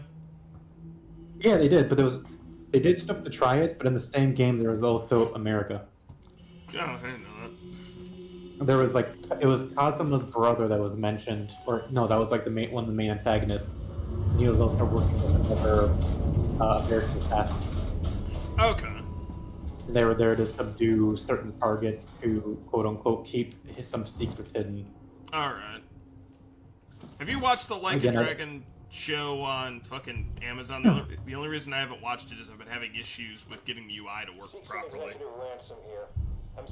Not yet. Honestly, I forgot it was even on Amazon because for the longest time up until now, I thought it was on Netflix. Yeah. And I don't have Netflix. Yeah. This gets out, I'll make sure your career dies with Sevastopol. There are a lot of inconsistencies in Gemini's ledger. Yeah, I wasn't liking it for the first episode that I watched. Whatever you're skimming now will seem And the only reason why is because getting it to play on in the original Japanese language, because I don't want to watch it dubbed because the dub was terrible. Yeah. Well, here's the thing. I also remember I told you guys I don't think I'd be able to officially watch the show just due to the fact that I've seen The main character is a Super Sentai character. Yeah, not Super Sentai. The main character who played Kiryu in the Yakuza show was a Kamen Rider. Kamen Rider, And there was no way I was able to take him seriously without just imagining, oh man, he's about getting ready to henshin somehow. Am I the only person that thinks that the guy who plays Kiryu is a little too small? A little bit, yeah. I feel like which Shinigami they could be a little bit more bulked up. Yeah, that was my only complaint about that, where I was just like, hey man, can you, like, I really think they should have bulked him up a little bit, because it really did seem like he was small compared, because when him and Majima are the same size, that's kind of the issue. Like, don't get me wrong, I always thought Majima would be on the thinner side because he was meant to be a little bit on the lift side, being able to be overly mobile. Yeah, more agile, yeah, from a fighting perspective, Okay. yeah. But with Kiryu, he's supposed to be a little bit more, like, Tanky. wary. Yeah, he's way more tanky because he's, beefy. Put it in perspective, like if you see my friend, me and Kyle next to each other, we're like basically like, I ironically, like, he's built like Majima, I'm built like Kiryu. Because Kiryu's got kind of my build where it's like boxing, like, but ironically, he probably fights more like me because brawler, rush, which is more traditional boxing, and then beast, which is just him using his size and wrestling to. Well, Beast was meant to be what's it called? An homage to wrestling. Yeah. Yep. Which is something that my dad did. I will say this though, like, I don't know if you've seen this clip. You might want to take a look at it now. Send it to Messenger on your side. Yeah. But I hope to God that in the next Yakuza game, there is a character like this that you have to interact with. Okay, I'll as like a sub story and like one of those comedic ones.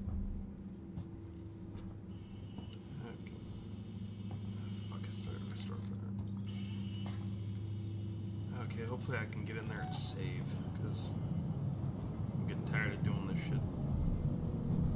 Tired of doing this shit twice. Hostiles nearby. Okay. I'll fucking take the chance.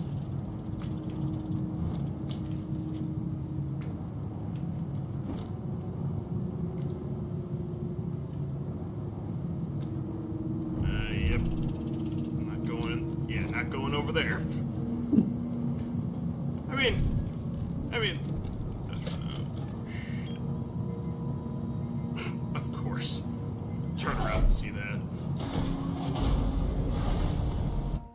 Whatever. You know what? Fuck it. I'll watch that video while you're.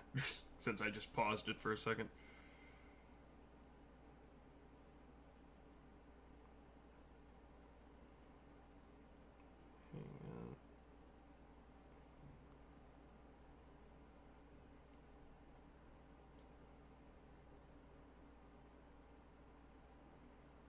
Damn, it's not loading. Alright, back to the game. That's it. That is literally straight out of the fucking movies, too. I can see a power spike. I'm sure you didn't just try pulling it up on your like Connect the lab on one of your other systems to screens. Sebastopol from the console in the central lab. Actually, you know what? We're counting I on might you, just do Ripley. that. When I die next time, I'll do it. Material leak detected. Alright. Now I gotta get to there. Now the question is...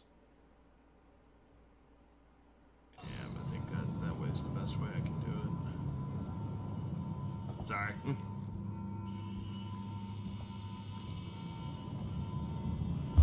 Oh, fucking A.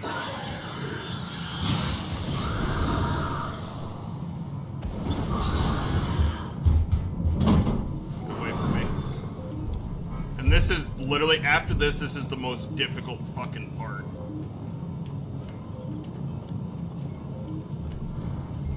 Oh, damn it! Oh, did I get it? Oh, thank God. Would have been funny if it just like immediately it's turned like it's green, then suddenly red. That gotcha. Yeah. Every time I see you reloading that damn thing, so I keep thinking you're trying to reload a railgun. Come on.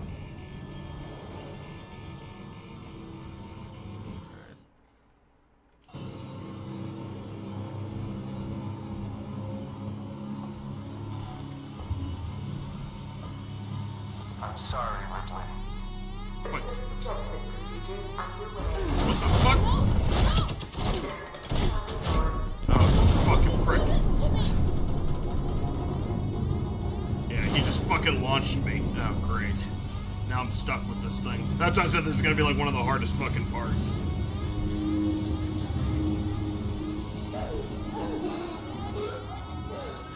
Standing by for gravity backup.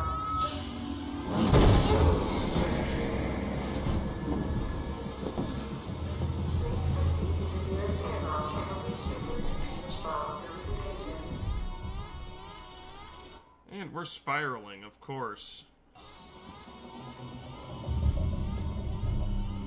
I'm stuck with this thing.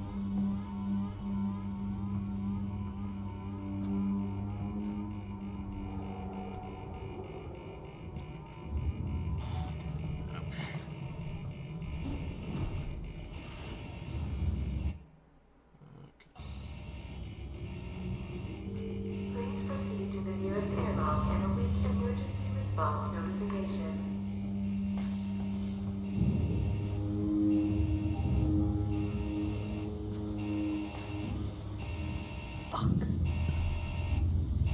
Pressurize the airlock. How the fuck do I do that?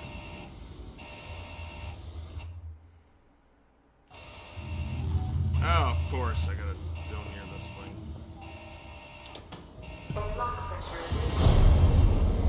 The airlock's pressurized.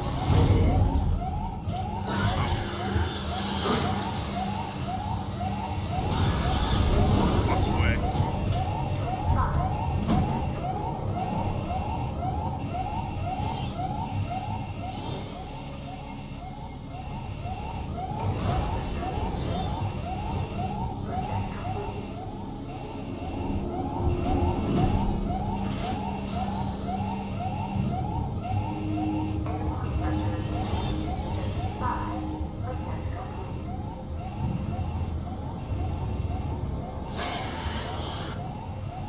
Oh shit, that was weird.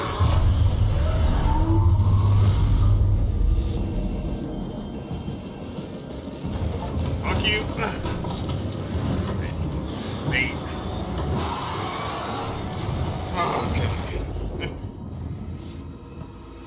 Sorry we couldn't talk, but that was very intense. Weirdly enough, this won't exactly be as dramatic as the Dead Space, Yeah. the Space 3 shit up where you're like forwarding and you know?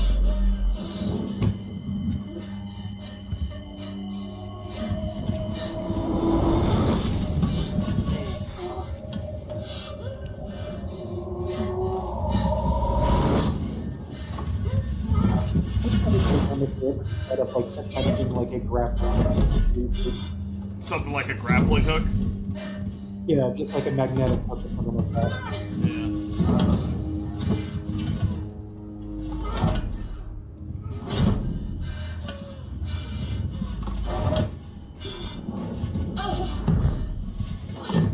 What was that?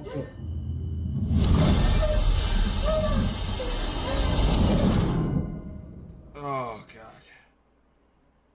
Comedic component to Yeah, it. you're here now. Yeah. That wasn't fucking fun. It was not. No siree. God damn it.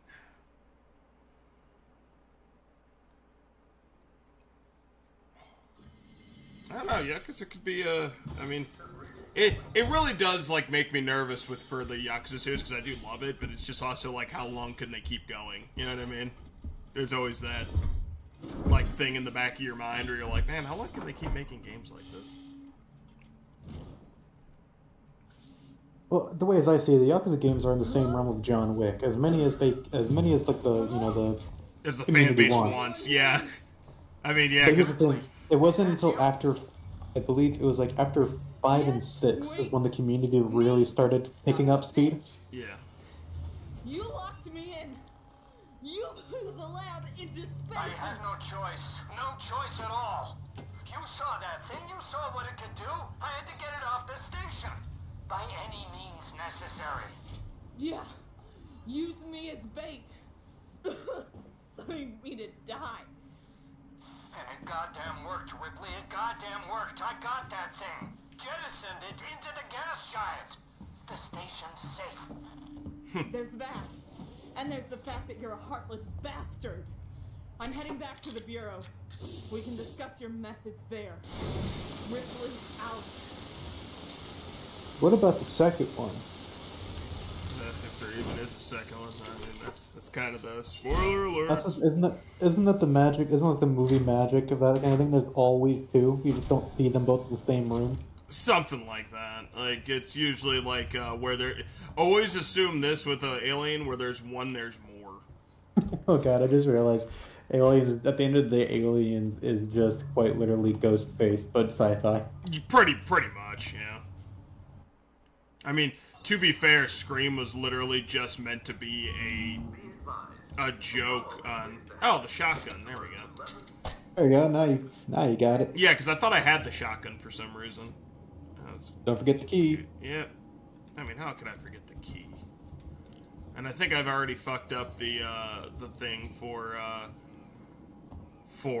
like killing humans. So, because there's an achievement for getting through the game. I think it's called Pacifist or whatever, without killing any humans, which I think I've already fucked that up. So it don't really matter.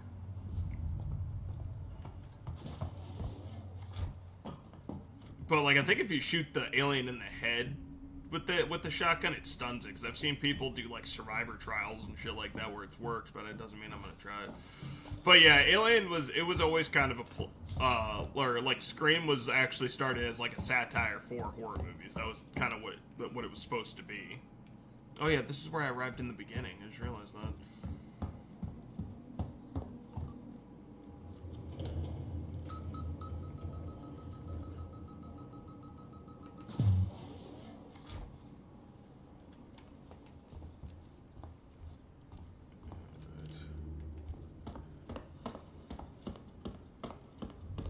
But yes. Please, Lord, this could require my attention. Come with me, please. Shit. Use with caution. Oh shit. There you go. Yep, there's a cautionary tale right there. Yep. So this is the story all about how I. Now let me take a moment, just sit in this chair, and I'll tell you how I become the prince of this air station. I don't know. Sevastopol Bel Air. Yeah, sir. We're not really good. Yeah, Val's the rhymer. I'm not. I know, even I fumbled at the end of that one because I just forgot where we were. I forgot the station's name was. Yeah. Part of me wanted to call it the Ishiyama. The Ishiyama. It's like the Ishimura, but not copyrighted. Exactly. I can't do more because that's Dead Space. I know that much, but it's like I want to make a play on that. But yeah, Ishiyama, no, that won't work. Yeah. No thanks to Waits. But we could have rhyme off of that then. Son of a bitch always has been. Stubborn too. If he'd ever listened to me, things would never have gone this far. It's done now. I'm sorry for fucking up with the lockdown area. Forget it. You got me out in the end. I'll see you back at the bureau. Okay.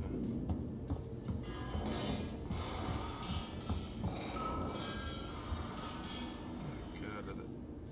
Ah, fucking humans.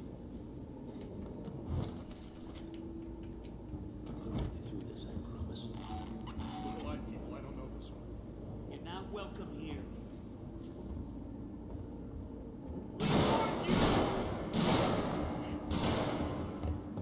Come on, get him!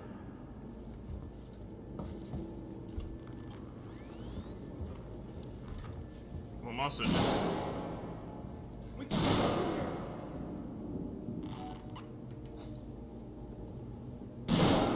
Yeah, it's making me laugh as the shutter's down, so...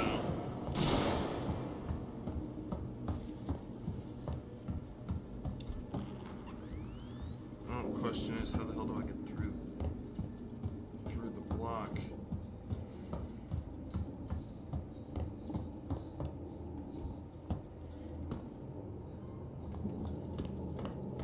Even though they already discovered me, I should probably fucking, what is it, I should probably save it. Especially since I haven't had a chance to save it yet.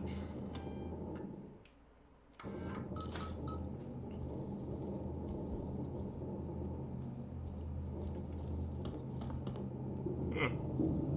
Nothing here.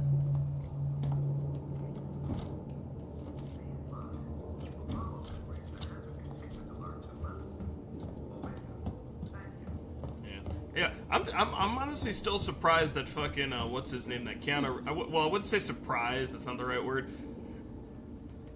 But I remember Keanu Reeves saying that he wasn't going to do another John Wick movie just for the fact that his like he couldn't keep doing it, and then fucking and then he said he signs up to do John Wick 5, and I was just surprised.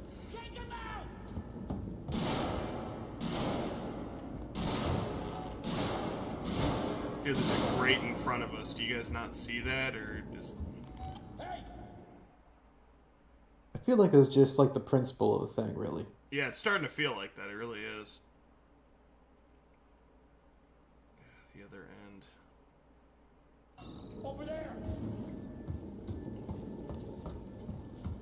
Well, the lockdown's still in effect, so I can't go through there. That area's done, or well, not done, but locked.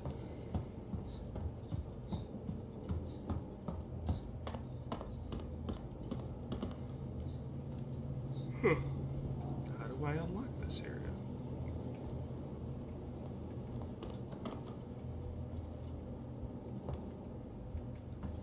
Yeah, it's just trying to scare me off.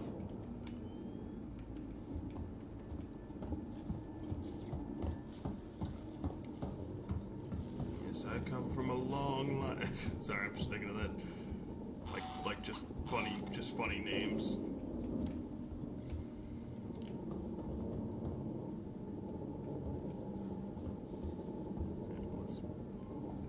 This is nothing. Restore power to the gallery, not security shutters. Okay, well, now that finally popped. Alright.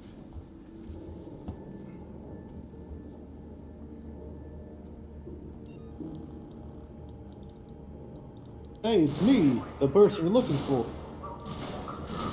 We got an intruder. Yeah, that's like some stormtrooper aiming.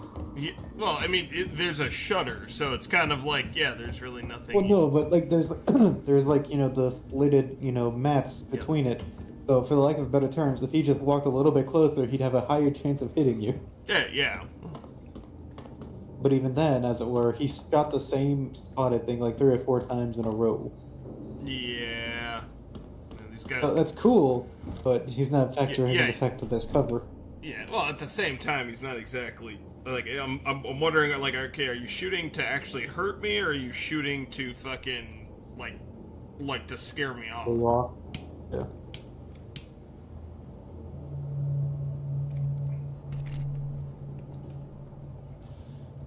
I will say this: Even though the Xenomorph's gone, it was a pain in the ass. I'm kind of gonna miss it because in instances like this, I could just summon it so they would deal with the problem.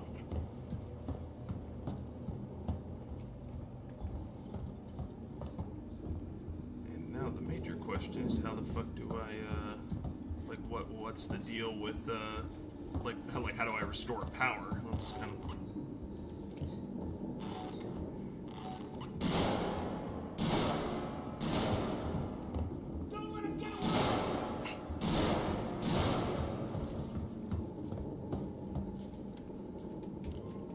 Because, like, I gotta get, like, it's showing me how, but the plant room, and I didn't see any grates anywhere, at least no grates I could hop in, so, like, this area needs power, so. I've always kind of laughed at areas like, or not even areas, but like, what is it,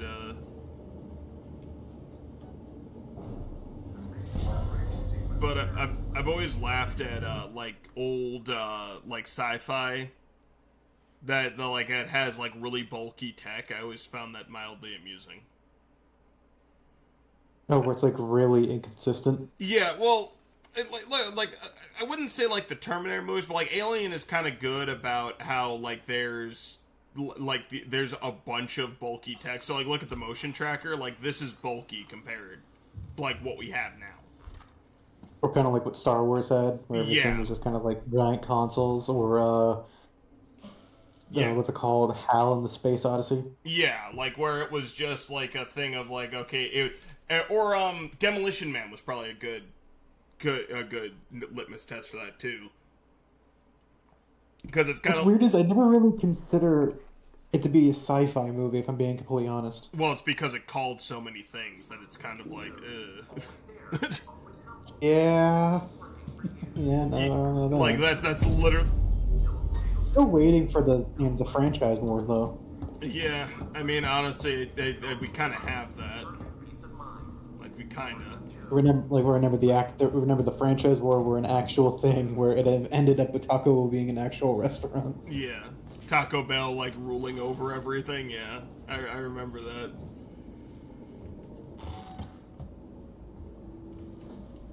I must say, Evan, this Gordita Crunch has a nice spice to it. Yeah. Excuse me, Garçon, your finest bottle of Baja Blast, please. Yeah.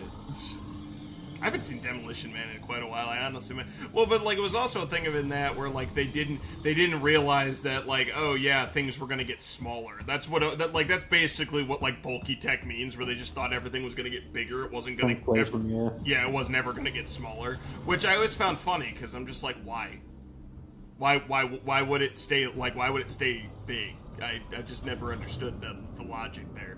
Or like how they have payphones still, but they're video payphones. Like that was, and to be fair, it like I'm also speaking kind of a point of like, like not to say like privilege, because that word has just been so bastardized, but like a thing of like hindsight's 2020, where it's just like nobody thought that it was gonna be to that point, like. Where like everything would just shrink and we'd have mobile phones, because back then we had mobile phones, but they were in cars and they were so ridiculous in like to have one. But like it's like the thing of like, oh yeah, like payphones are still a thing. Well, they're not anymore, because everybody fucking has a cell phone. So like they didn't think that things would ever go mobile.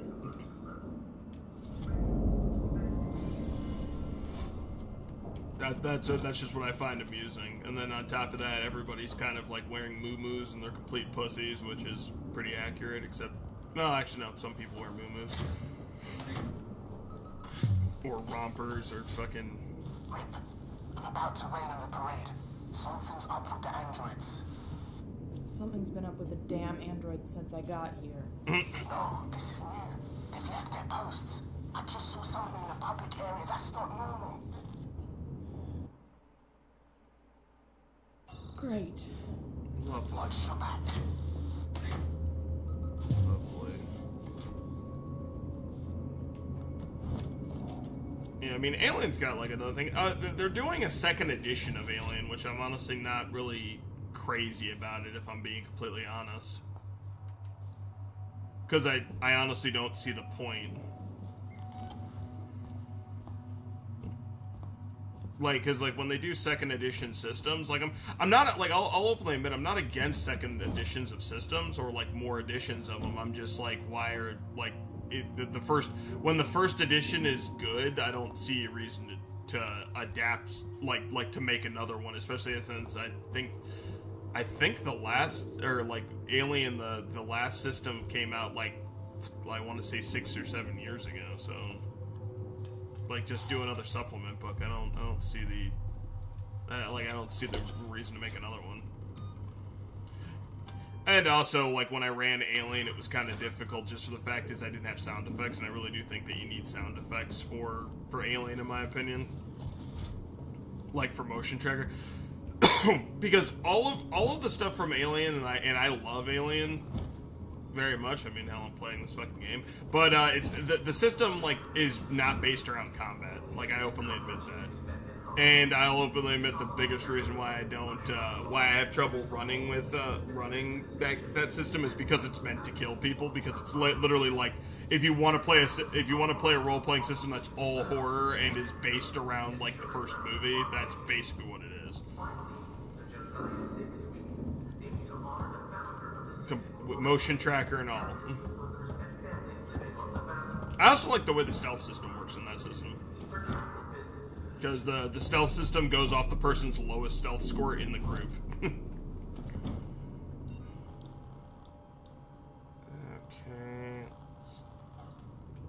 Here, I'll lock in 2 sensors here, and then...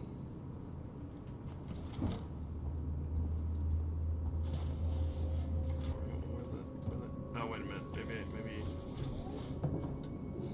Maybe go through the vents. It's Ripley. What's going on with the androids? I don't know. What about the change in alert status? Damn it, I don't know. I'm trying to contact Samuels.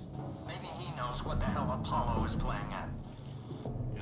Yeah, shit's about to get real pretty fucking quick, too. I will say that. Well, even more real than it already is. Oh, an ID tag. Well, that's not what I was really looking for, if I'm being completely honest, but...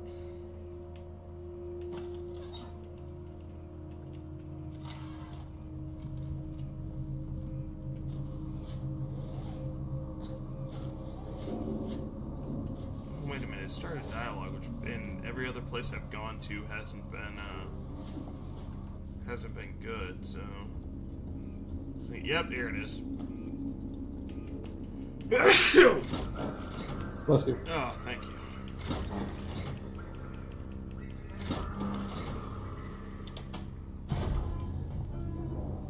Okay, return to the marshal.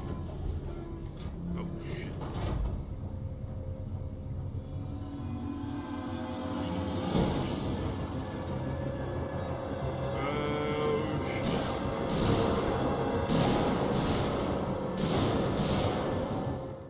I'm gonna use this as an opportunity to just run.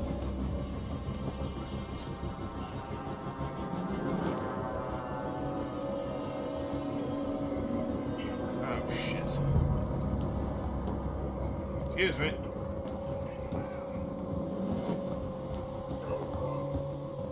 Yeah, no. I'm going to run, so... Oh man, something's itching my nose. Thank you, sir.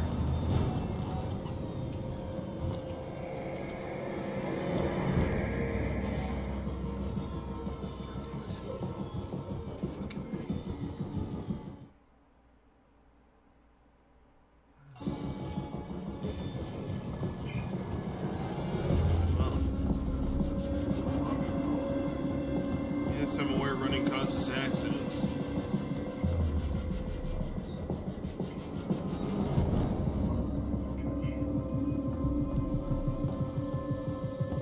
Think I read. Oh, good.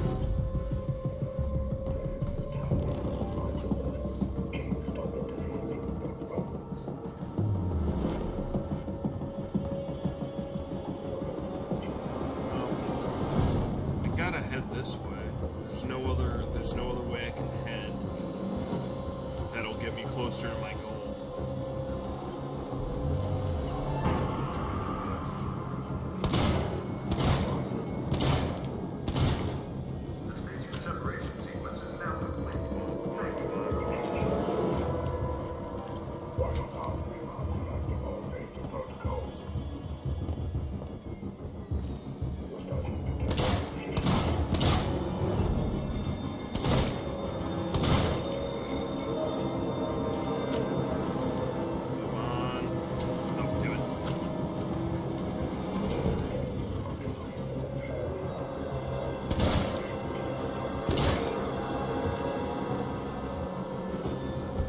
God damn it! The hell off me!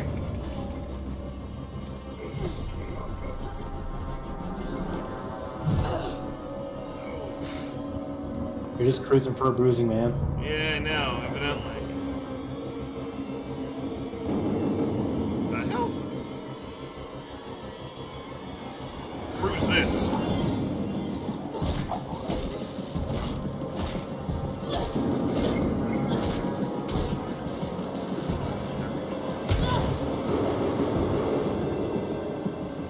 Oh God, he's got a gun! What the hell, man? I'm surprised they didn't try to suspend the condom and take the second. You're surprised what? I'm surprised they didn't take the stun baton. Don't. There's about 3 seconds between each not 3 seconds, like 3 seconds between each and 3 for reloading. Yeah. When he's like pumping the gun out. There's this man!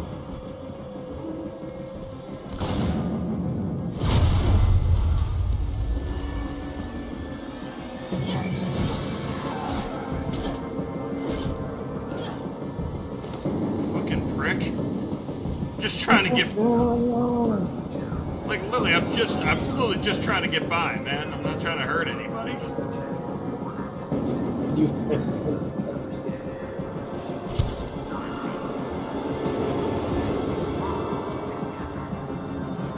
for God's sakes, Apollo's letting the androids off the leash. They're attacking on sight. I don't know what the hell this is. They're not just responding to trespass violations, it's like they're hunting. For everyone. They're on the trail, no fucking well. They're on the trail after you. They're on the prowl, lost in a crowd, and they're hungry like the wolf.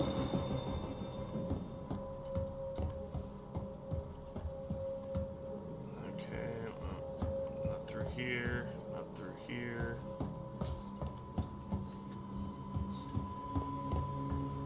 Not through here. The reason why I'm getting close to them is to see if they'll open, you know, if they'll open.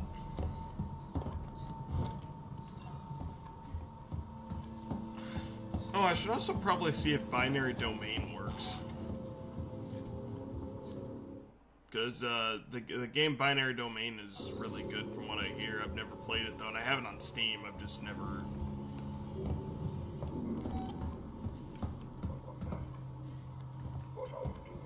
Oh.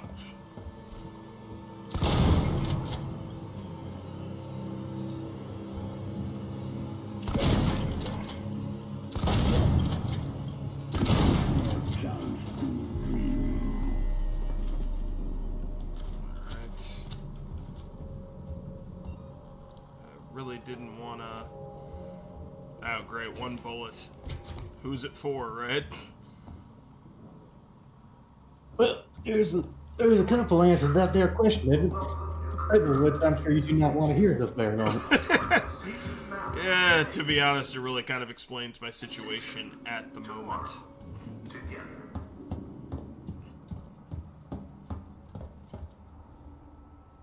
I mean, to be fair, what could be worse? A robot with a gun? I actually wonder, can the seasoned robots even use guns? Not gonna... No, they're probably hard-coded with, like, you know, first rule, don't, you know... First rule is they can't, what is it, harm people, which is, I'm pretty sure went out the fucking window. Oh, that also reminds me. That also reminds me. I've been listening to a lot of books on what is it? Like not through Audible because like I didn't have credits, but I had like oh, what is it? Spotify Premium. And they have a shit ton of fucking what is it? Free audio. Well, not free, but audiobooks that you can listen to. What is it? If you have premium on Spotify. So I listened to the BioShock book, the prequel book, and I actually really liked it. I highly recommend if you really like BioShock, give it a listen. Because it goes through all of the, it goes through how Ryan and everybody became part of Rapture.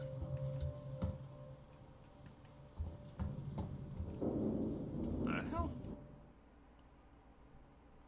Well, of course, it's out of fucking... okay. Can I catch a break just this fucking once? And the only complaint I have about the book is there's a couple inconsistencies, and B, they don't have, I really do think they should have just used the, audio from, the actual audio logs for the audiobook.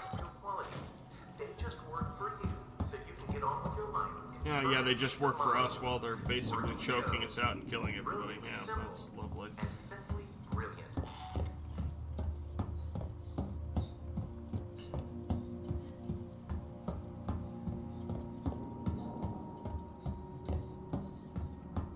Yeah, I highly recommend the BioShock. They're also talking about apparently Netflix is making a BioShock movie, and I just don't understand how you could turn BioShock into a movie, in my opinion. Damn it. Man, what's good? In terms of like making BioShock its own movie, it's kind of like, how do I word this? They could approach it the same way they approached like the Meg movies. The Meg movies? Please explain.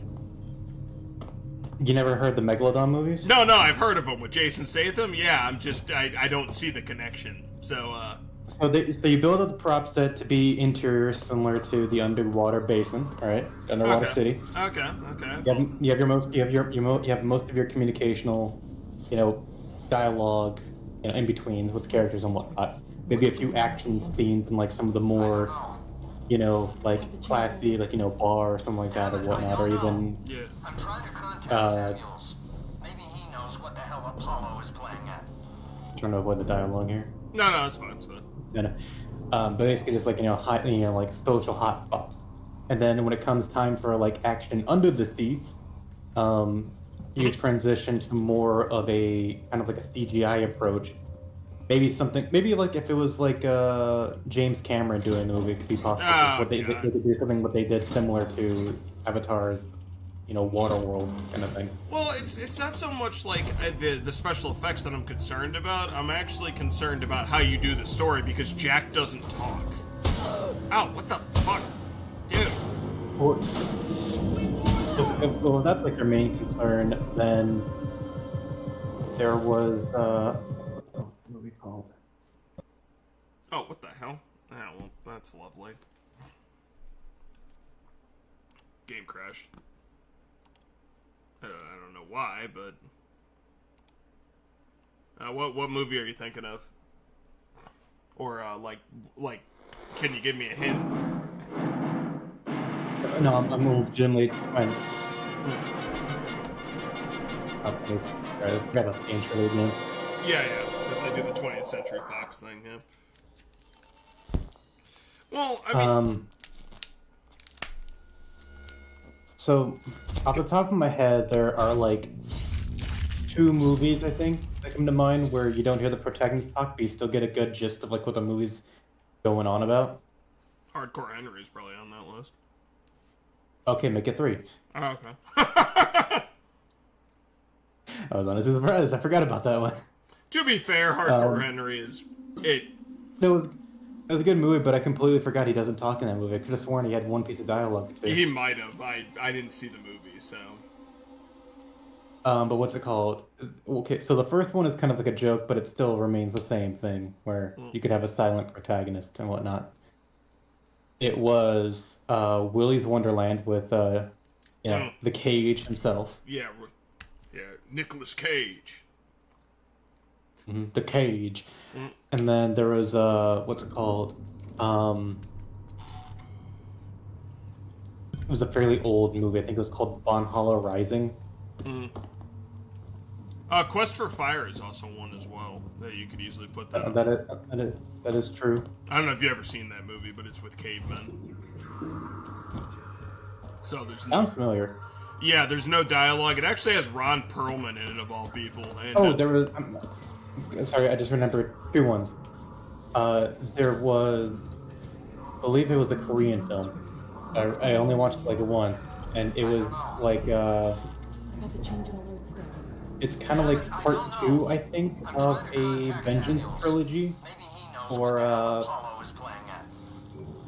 Park Chan-wook, I think, worked. It was the second movie after Old Boy, which was called Sympathy for Mr. Vengeance. Oh, that sounds kind of interesting. I'm not gonna lie. And then there was also, Mute.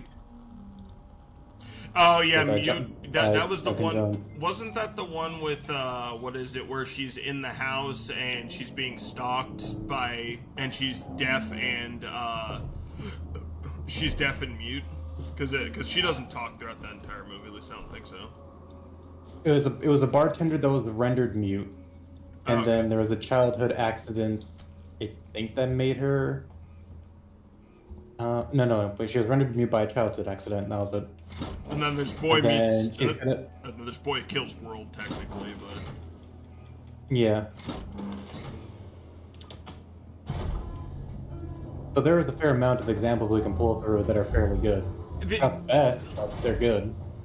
Well, it's the issue that I have is that I really do think that you can't do. I don't think that you can do a BioShock movie with like that, and the biggest reason why is because there's so much going on. I don't think that you can do it because there's so much going on in the BioShock games that a lot of it would get lost in translation of what the game's supposed to be about. Or what the movie's supposed to be about, you know what I mean? Well, so think about it like movies like Baby Driver, where the protagonist didn't speak, but you could still portray the scenario with just music. Well, and personally, and I was talking to my girlfriend about this, I was saying that, like, if you want to do BioShock, I'd actually say do BioShock like you did the Fallout, the Fallout TV show.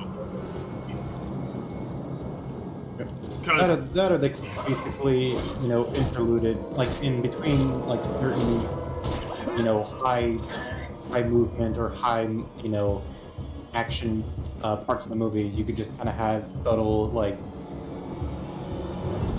I'm trying to remember a good movie that I can't remember a movie that does this, but you slow down the action a bit, put it into like a third-person perspective around, like, by doing some basic pivoting motion with the camera. And then you include like inner dialogue. For God's sakes, Apollo's let the androids off the leash. They're attacking. That way you don't get the character. That way the character still remains mute on the outer, the outer perspective, but on his own inner turmoil within the mind, it is kind of like thoughts process on the current objective at hand. But they can even be done in like the past minutes. Yeah, the only reason why I say it's a little bit harder, at least with BioShock, is just the fact is Jack has no personality, and that's kind of how it's supposed to be. Whereas in a lot of movies, it was like, okay, like for example, Boy Kills World, there was like the character had personality. It's just the fact that it was severely it was severely mitigated. Or like he had to show it through movement. Whereas then again, you get parts for Henry. Then mirror that example. Where it's just first person. Yeah, well, not just first person, but it was constant interaction, constant movement, constant flow, and yet we never got a single iteration of the characters, on the hand, outward interaction with people around them. It was just constant flow. Yeah. Well, I mean, and something for like a Bioshock game, you kind of like it, probably even buy that kind of setup, because like you understand that the first interaction and reaction of somebody that's in this world here, corner of what he's about to walk into. Well, but like, there's a lot of, I wouldn't say subliminal messaging, but there's a lot of stuff in Bioshock that's basically kind of mitigated, or not mitigated, but like, it's meant to portray a message of like, okay, like this is like, it's like a slow build. Like, look at like Death Note, where Light Yagami goes from like a high school kid who wants to change the world to slow madness. Like, I view that you could do a show would be better to kind of portray all of the ideas that the game was trying to portray of like, okay, Andrew Ryan started off as kind of an idealist, and he slowly like just do a kind of like the power struggle between him and Fontaine. Then you could also. I mean, you're breaking up a little bit. Like you can essentially go through the movie just like aesthetic reason. I mean, maybe. I mean, I just don't have a lot of faith in it because just trying to implement Bioshock through the show-based template as opposed to having the openness of a movie. I mean, a movie you're actually more restricted because you have minimum time. That's true, but this say that it's portrayed, Bioshock 1 through one movie. But, yeah, can you say that again? I couldn't hear. Or who's to say who's to say they need to use one movie to portray Bioshock 1? Well, the issue is that what's his name doing it with one movie, like it's mostly a thing of like if it doesn't make money, then there's a guarantee they won't make another one. That's what kind of sucks about it. Whereas if you just do 10 episodes, it's way easier. But think about it like this: Lord of the Rings was basically one story but cut into 3 pieces. Yes, but they were all based on one book each, and they could easily do kind of a trilogy. One story divided among 3 movies. Yeah. Who's to say they can't do movie 1 up into a certain point in Bioshock, and then end it off a cliffhanger? The reason being is because you'd have to portray everything that Bioshock is. It conveys too many complex ideas into one movie, and it is kind of jumbled. And the fact is, you'd have to do everything in Bioshock 1 in one movie, and then move on. No, what I'm saying is split Bioshock 1 into 3. There's no guarantee. There's no guarantee, but if you do it well enough, then there's garnered interest. To mention, there have been plenty of movies that have done not as well at the first part, but then have earned, the recognition to continue off to the third part. Yeah, but it's hard to bank on that.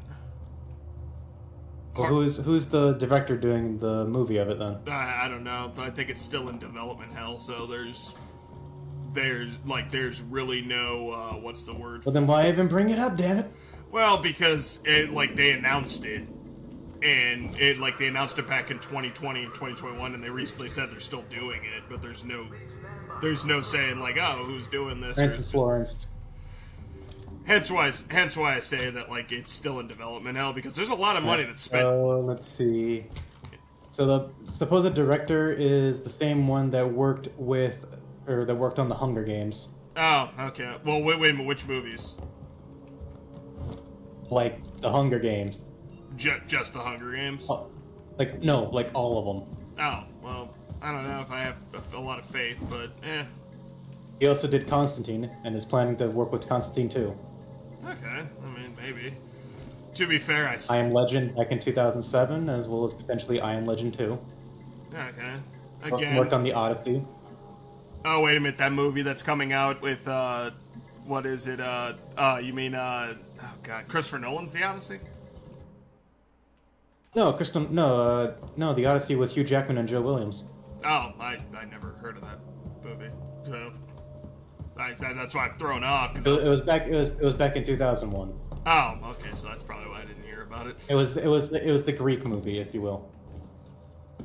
Okay, I'll have to think, because I might not have seen it because it was back in 2001. So. No, wait, hold on. No, I think it was. Oh goddamn, when was it? Because BioShock is a hell of a lot more complex than the Hunger Games. So I'll just give it. I need to, let's see who.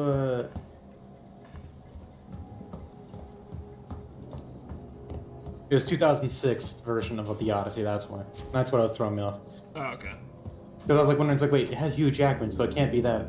It can't be that year. Yeah. I'm still thrown off. I didn't know they did a movie of The Odyssey. I didn't know they did another movie of The Odyssey. Like, I'm being completely honest about that. But I'm just. But yeah, so the director has potential to do the movie well because of the fact that they clearly had the budget to do a bunch of other Hunger Games. Yeah, but then again, you also had. But again, they had the roadmap of what is it? So like your Lord of the Rings and Hunger Games. There were books to go off of. So it was yes, like. I know, but the potential and the only wrench that I'm seeing is the fact that there's a stagnant road that they can follow, which is have the games. Yeah, but I mean, my thing is like unless the person is actually a fan of the source material, like I doubt. Well, I'm sorry, I can't see Francis Lawrence's game log now, can I? No, I know, but like it's kind of like the issue that I'm seeing with it, where I'm just like with BioShock is just the thing of like I really think they should just do a show because there's so much to it that like. Well, here's what's probably going to happen, Evan. They're going to do it anyway through the movie medium, just for the fact that you and I, neither of us have the power to affect the movie industry. No, I know. My girlfriend jokes. Conversation ends right there. Yeah. Well, my girlfriend jokes that I should really be involved in shit like this, and I'm like, I just don't play well with others. That's why I'll never do it because I don't. No, you will have people. I can guarantee you will have people leaving your stage. How so? Just conflict of interest as well as conflict of conflict between like an actor and the way they're being directed. No, because I have a clear idea of what I'd want them to do. Like I've kept as I'm like I've looked at stuff and been like, okay, the only question is can this person act? Because like I've pretty much in my head like said like, okay, this person could probably do this person can probably do that. The only hitch, because I was like, if you're gonna do a BioShock movie or show, just do the what is it like the start it at when Ryan starts building Rapture and then just go from there, because that's already a drama. And I'm just trying to fucking figure out how to. Yeah, you know what other kind of director kind of said it had a similar role mentioned about how his own prowess goes. What? In times. Who? M. Night Shyamalan. Yeah, the difference between me and M. Night Shyamalan is I'm pretty sure I could probably make a better movie than him. And you know what? I'm pretty sure that's what he said about himself and Stephen King, and look how that turned out. Actually, Stephen King actually does decent on his movies. It's just they're not as good as when somebody else has a vision. So, like, for example, the biggest reason why Stephen King... I feel like you're just trying to establish yourself as an offshoot here when not realizing you're technically gonna... If you were to establish yourself within that pattern, essentially you will be a part of that totem pole, no matter what you say. Pretty much, yeah. Everything you're saying is probably something that they said, and when questioned with the same reality, they decided to offshoot it to something else. Yeah. And to be fair, all of them were talented and different. Like, Stephen King was talented as a writer, but just because you can write a book doesn't mean you can write a script. So, like, everything that he wrote as far as, like, scripts, like, were okay, but they weren't great. It also doesn't help that the best movie that was attached to his work was made by Kubrick, which was really hard to top. I'm just thinking of conversation. There's going to be like a bunch of your viewers that just see this one video. They go in, they're watching this room coming into it, and just going like, "What the fuck are these two talking about? You're playing Aliens Isolation. Do more." Yeah. Well, I'm trying. And I'm honestly just trying to figure out where the fuck to go at this point. This is why I keep... Do you want me to look up a guide for you? No, because I've done this before. I'm leaving this for you when you wake up. I know that you're still all over the place after that thing came out of Foster. I swear to God, I hope Meats is a nickname. What? I hope Meats is a nickname. Yeah. What's your name, soldier? Meats Lucifer, sir. And have a kind of name as me.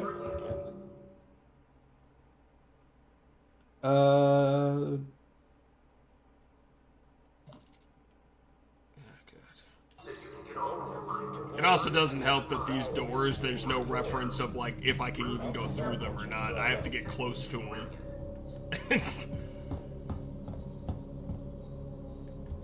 I have to get close to them to see if they open, because they don't have any outside indicators.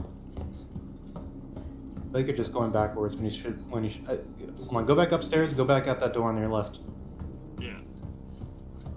Yeah, like I was going backwards just to see if there's any hints. Door your left, right there. Yeah, this one right here.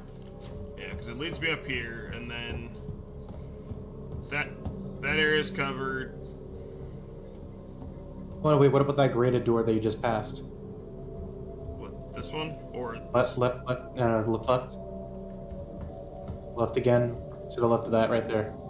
Right below that sign to your right. Oh, this one right here. Oh, this leads me into what is it? This area where the save point is.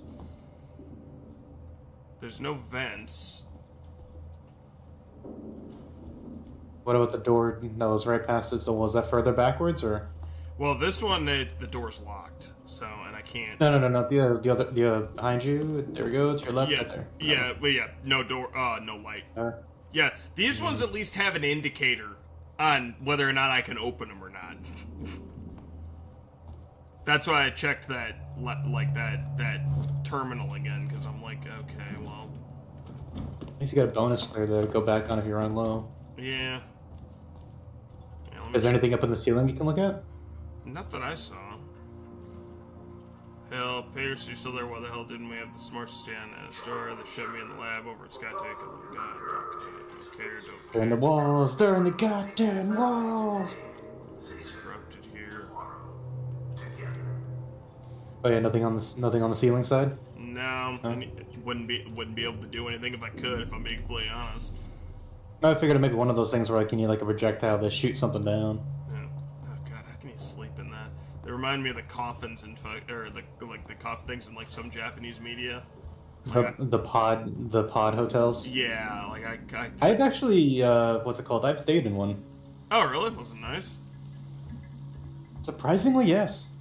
Yeah, you would think it would feel rough, but it's actually quite soft to lay in, and then once you have your own privacy things set up and whatnot, it like mutes the sound outside, and you have all your essential, bar everything that you put in your locker and whatnot. But phone wise, you have like a little charging station there. If it's quite insulated, if it's like a really good one, you can have your own alarm placed so that way, wakes up by a certain time. Yeah, wake up by. It was interesting. How high was the ceiling? What, like 3 feet, 4 feet? I guess the best.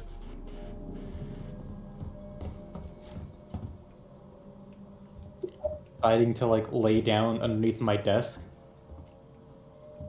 where I have enough room where I can kind of lean back on my elbows fairly enough. Okay. And I have enough room to slowly adjust to where I can kind of adjust my weight and just while leaning forward, adjust my height so I'm still underneath but able to move and change.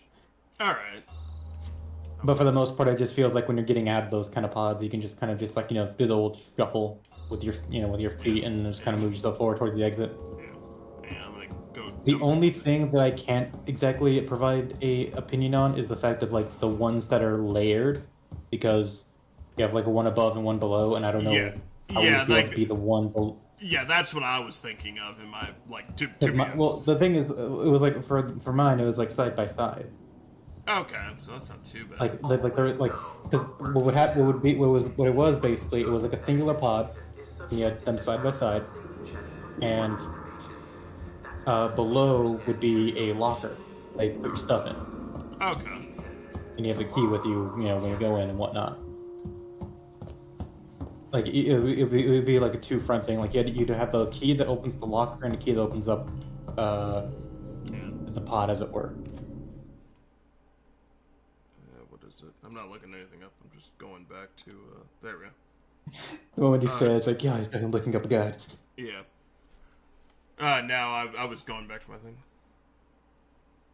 Yeah. One of my viewers says the stream is kind of quiet, FYI.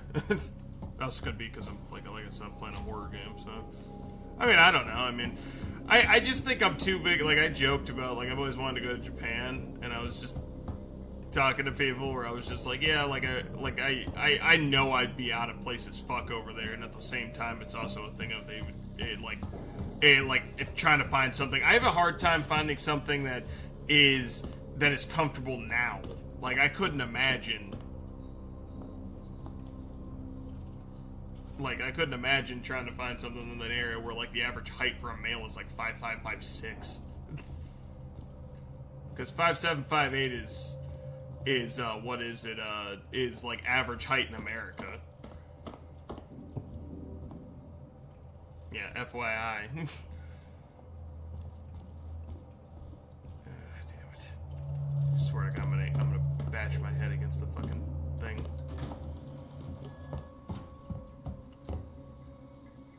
Because I'm getting tired of seeing the same shit.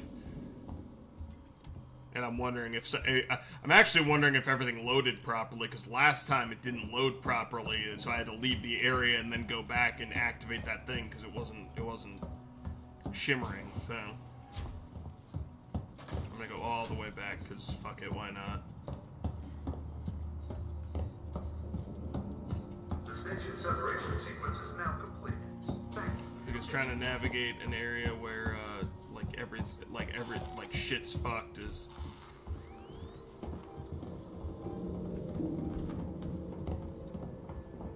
The people above me, because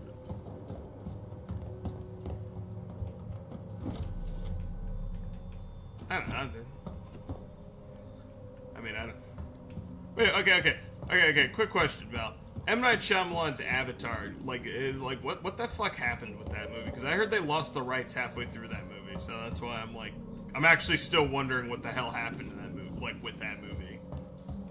Because I've never.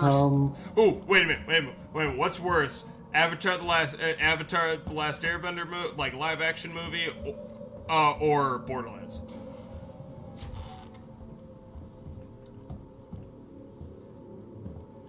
Are you talking about in the atypical form of like which was the worst movie or which was the worst representation? Yeah, why not go both? So let's see, worst movie would probably be. I'm trying to factor in a bunch of different things, like between the script, the writing. Yeah, no, So, it's a lot. I can't exactly like also compare the the quality of the special effects because the Avatar one came before a fair amount of Okay, Val, just fair amount. okay, Val, just look up a guide really quickly and see like what the fuck is going on with this. See if anything. So now you want a guide? Yeah, at this point, because I'm running in circles and I'm getting tired of this shit, and really just going like, don't you judge me. It feels like you're just going around in circles without really taking consideration of where else you could go back to. I literally just went back all the way. I think the only thing I didn't do was go all the way back to what is it, where the shutter is and everything, because I turned the power on. And I'm like, let's see. Okay, hang on. Let me go all the way back to where the people are running around and see what the fuck happens at this point, but... What chapter are you on right now? 11, I think. You know what? I will say this, after sneaking around so much because of the Xenomorph, it feels weird to run. Yeah. here we go. Found it. Fucking. I hope you know, as soon as you said, like, oh, new area, I was on the IGN guide, and it was just showing you where you go. Yeah. Can you open them? Wait. You were like 2 seconds away. You murdering bastards! Leave them alone! Stand down! You bastards! I'm afraid I can't do that, John. Yeah, I was thinking the exact same thing.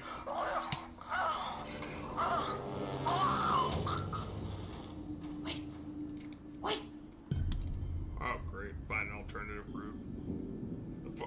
I swear to God, if I have to go all the way back to the area that I was at, and fucking...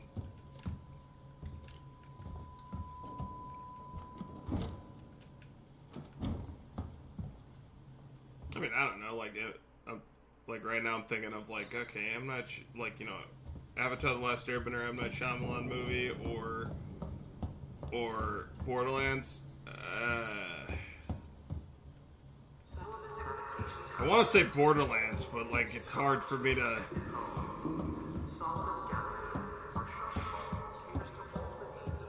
I'm literally just I want to say Borderlands because Avatar: The Last Airbender, the Avatar: The Last Airbender movie, granted it may be terrible, but like and like at least it had a decent cohesive story. Like No, you're right on that one. Borderlands is still the worst movie of the two, just for the fact that the Avatar one did follow it to a certain point, but there were 3 glaring faults with it.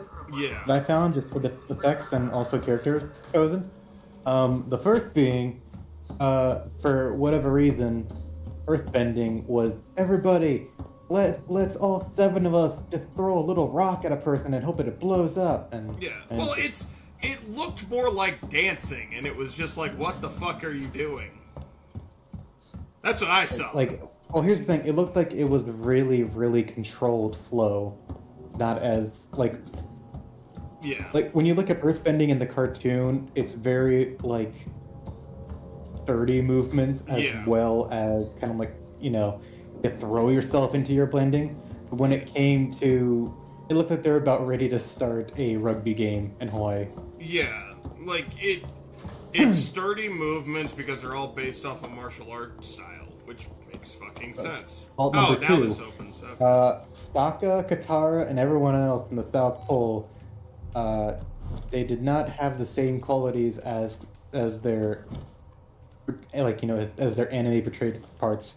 They seemed to have too much of what's the word? Yes. They looked more like they were coming out of a hot topic as opposed to being, Eskimo, as it were. Let's not forget that the Fire Nation looked more Indian and supposed that it Asian descent, as it were. Yeah. Not to mention, even at the times where it showcased the Fire Nation, it looked more towards like an Indian culture as opposed to, the feudo era look that it originally had in the anime. The whole thing was. The water tribes were supposed to be similar to that of similar to Eskimo culture, as well as kind of having a feudal system, as it were. Or hillbilly system, because if you could look at what is it? The Swamp Benders, yeah. Yeah. But what's it called? The Earth Kingdom was a more structured, almost Edo era, or mostly a Chinese essential kingdom and whatnot.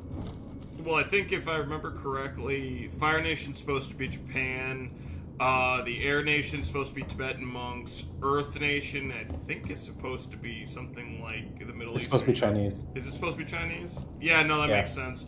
Chinese, and then if I remember correctly, water bending is supposed to be what waterbending? Waterbenders were based around Eskimo culture.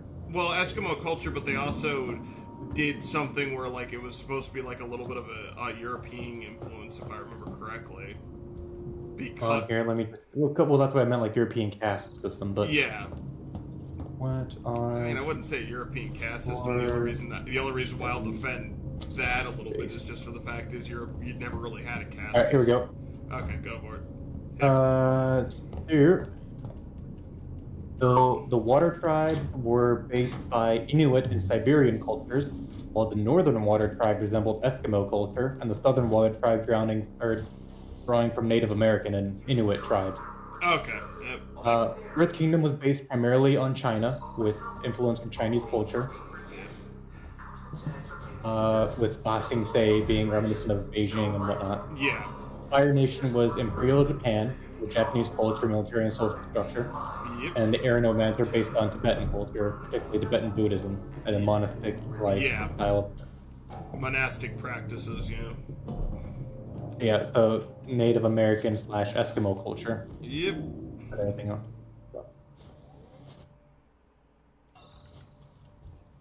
Where the hell am I? Oh no, I'm in another. Wayne's World. We're not worthy. Oh my god, could you imagine if they had like an 80s reference of this, like there's like a TV playing Wayne's World clips? I mean, to be fair, it wouldn't be too far off, if I'm being completely honest. I know, but I mean, it'd just be fun to see that. For maybe 24 hours. The people here, they're scared. But they still believe that martial weights will kill the creature. They forget other dangers. They forget themselves. People are turning on each other for food, for water. I cannot stay here.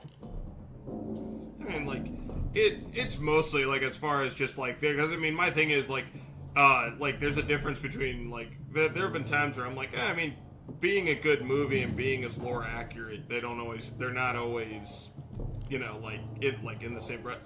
Like, they can't always, you know, you can't always do both. I mean, I'll be completely honest, Until Dawn, the movie, I actually want to see that movie, because even though it doesn't follow its source material very well, it still captures the soul of what the games are about. And that's something that a lot of people, like, don't understand when I say that, so, and I'm a little annoyed by that, but whatever. Because, oh, God, well, now I'm kind of annoyed, but whatever. But, I mean, like, there's, because, like, have you seen the trailer for, what is it, Dead by... Oh, what the fuck? Ah, get the fuck off me. That actually scared me. I'll give him that. That actually scared me. But, what is it? Have you seen that trailer for, what is it, fuck it, I literally just said the title, because I keep wanting to say Dead by Daylight, but that's not it, God, it's the one, the Dead by, no, not Dead by Dawn. Fuck it. You just want to mention Wayne's World while you're at it? Yeah, like at this point, like I'm drawing a blank and I just said the fucking name, and I'm just like, it's the one with the hourglass, God, fucking, I'm tired. I'm just like, at this point, I'm just like, fuck it, I just gave up. Wayne's World, Wayne's World. Oh, God. It's the one with the, what is it? It's the PlayStation 4 game. Just, like, well, I mean, I just mentioned the title of it, damn. It really shows how short of a memory I fucking have. I have the memory of a fucking goldfish at this point. Alright. I mean, can I go? What if I go? Like, I'm wondering if I can go, like, under or something like that. Because that's honestly what I thought I was doing.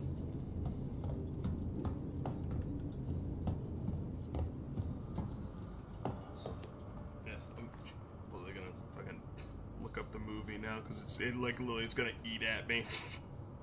Do you at least remember what the premise is? The premise was they're all trapped on the ski lodge, and like it was the video game by Sony that was in the same vein as Until Dawn? Until Dawn, there we go. Yeah. Ski lodge is like, yeah, there we go. Yeah. Well, that was my thing. It's because I used to confuse, like, I wouldn't say would confuse it, but I keep wanting to say Dead by Daylight or something like that. But that's not what it is, because there's a skull on the fucking thing. But yeah, Until Dawn, like that's a example of, because they're doing a movie of it, but the whole concept of oh, excuse me, the whole concept of the movie is the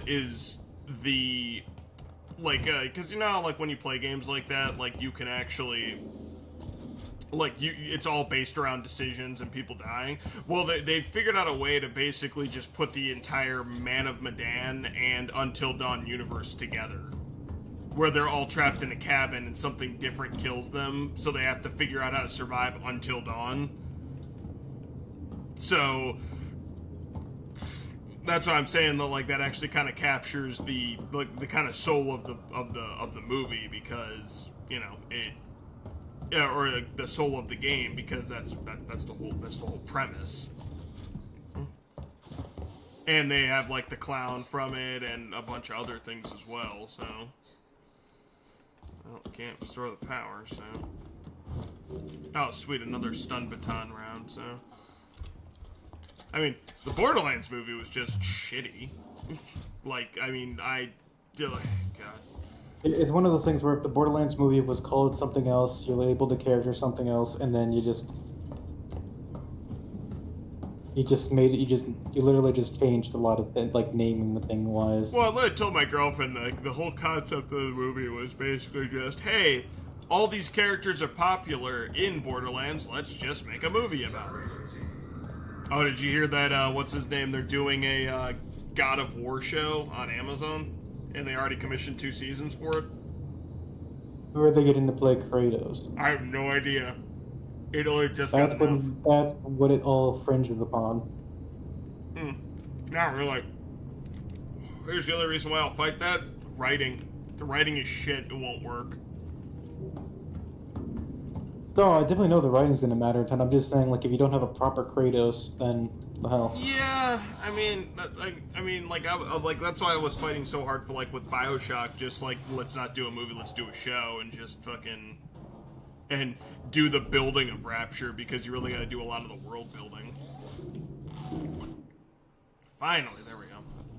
Found the vent. Alright. Pleasure share, prepare. Oh, yeah. Oh, wait a minute. Yeah, like, okay, I'm in the fucking... Oh, Jesus. Poor bastards.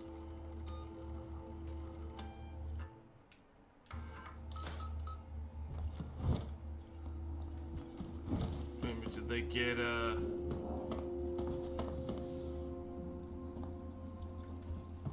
No, where's the cell? Cause like did they get in? Did they get in there with them, or? Cause I'm actually wondering if they got in there.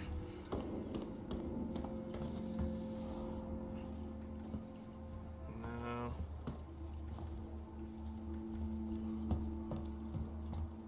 Jesus. Rick, they're all dead. The android slaughtered them. Why? Why the fuck? I don't know, but I think Samuels does. Samuels? Why? Wait, sent him to access Apollo. I need to find him. Have you seen Taylor and Marlowe? No. They're not here. I think they may have got clear. Ricardo, if I go after Samuels, can you run this place? I need eyes and ears. I'm not fucking staying here. Ricardo, I need you to do this. Can you man the station and keep me covered? Ricardo! Yeah, sure. Of course. Sit tight. Lock the fucking doors and don't let anyone in. Look after me. I'll come back for you. Find Samuels and Cease and synthetics. Well, what do you think's harder to do for what is it, for like a property, a movie or a show? I would probably say a show. Ah. Because at that point you're kind of dividing your resources to fully tell a story based on something else. But you have to be consistent with the quality. But you can't help but feel that at certain points, some details are going to be lost. I actually argue, including because when you're shooting a movie, it's a very long amount of time needed to film a movie. Yeah, but however, when you put it all together, it's one consistent stream, and you have your times to reshoot certain scenes to prevent any sort of like, wait a minute, this happened in this part, but then it doesn't happen there, and then you look at it via show aspects like, wait, how is it like that now in this episode when like 3 episodes back it went out like this? There's no explanation afterwards, and there's no fix to the continuity. I mean, I'd actually argue that a show is easier to do because you can fit more into a show than you can a movie. But it's a continuity, or no, because with a show, the continuity can actually flow better than a movie can, especially depending on what the source material, of something. So, for example, something like Fallout can never work in a movie form; it can only work in a show form. Just for the fact. You say that, but when you're thinking about it, you're portraying, not Bioshock. I was gonna say Bioshock. Dude, fuck. To be fair, we were talking about Bioshock for quite a while. Because of you, damn it. Oh, because because I just listened to the book. But for Fallout and all that, you could essentially do major plot points of the Fallout series into a movie, and really, focus on, certain important characters and then just like the overall, how large an event it was and who it affected mostly. But then you kind of condense it down into a show form, then you have it more focused on the characters, but some of the action scenes are kind of left out. Yeah, but my thing with it is, with a show, you can actually put more action scenes. I think the point you're making with a show is that like it is more budgeting than anything else. Honestly, nowadays, they even toss a bit. That's kind of more of a toss-up because both movies and shows technically can get to lack of better words, there's like a similar budgeting process to it. Yeah, but I would argue that, even though it's a point in your favor, where it's like, with show, it's a lot harder because it's budget by episode, whereas, like, you may only get, for example, $200 million for, 10 episodes, so you have to actually spread the money out more, because of the fact that you don't know when the hell you're going to get more, you have no idea when the hell you're going to get more money, so... Or if you're doing potentially multiple episodes and an actor can't do a certain number of them, you have to recast and then redo. I mean, but even then, 9 times out of 10, that boils down to a contractual obligation at that point, because there's a lot of shit. I'm talking about the contract obligation. I'm talking about just accidents happen, if an actor gets into a car crash. Well, why do you think we have so much regulation in the film industry, though? That's majority of it is because of the fact that if an actor gets injured, then they can't shoot. So they actually have to be extremely safe because of that shit. Yeah, no, but it can't be overly, there's no guaranteed scenario to initiate an accident or to prevent one. There's always going to be that chance. No, I know, but I'm also saying that the chance is very minimal nowadays. That's why I'm that almost becomes a non-issue. Because of the crazy regulation that they have on that stuff, which... oh, shit. Is that another one? Ow. You've angered the AIs, Evan. They know! Yeah. But, that's why I say that almost becomes a non-issue because of that, because, there's so much regulation on that, I think the amount of accidents that happen on sets is... fucking extremely low, if I remember correctly. Because of the fact that they have, I think to the point where it actually becomes, a major event. I think the biggest one I can think of recently is Henry Cavill in The Witcher. And that was back during, I think, the second season. And that's why the season didn't revolve around it, which it ended up being a lie. It was because it was going off Blood of Elves and because they were cutting down his stream time.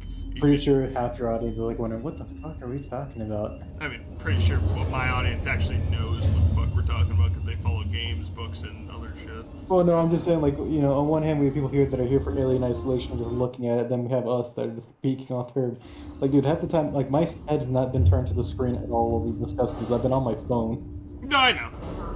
I kind of figured that, if I'm being completely honest, because you really don't, you really don't have to be paying attention to this, because you're basically my sound guy or color Well, commentator. no, I want to. I need to be paying attention because I'm the sound guy.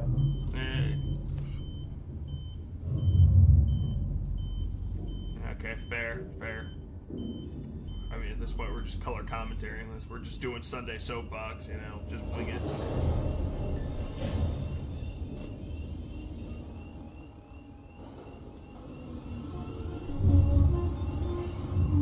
Yeah, I'm sorry I roped you in this while you could be doing something else. I enjoy the company, though. That and you fuck with me the entire time. It's what I figured a lot of people like, so.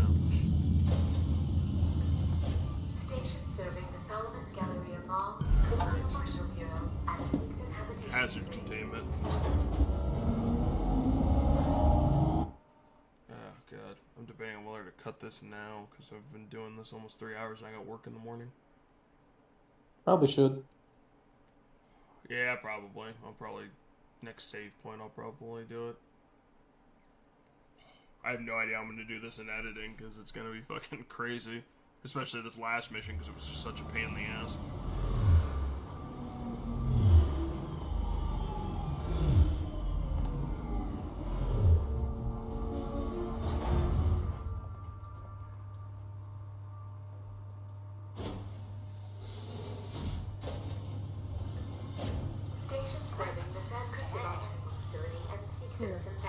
I can see activity on terminals on the top levels of seeds and synthetics. Rip, I'm not sure I can do this. Ricardo, I need you to focus.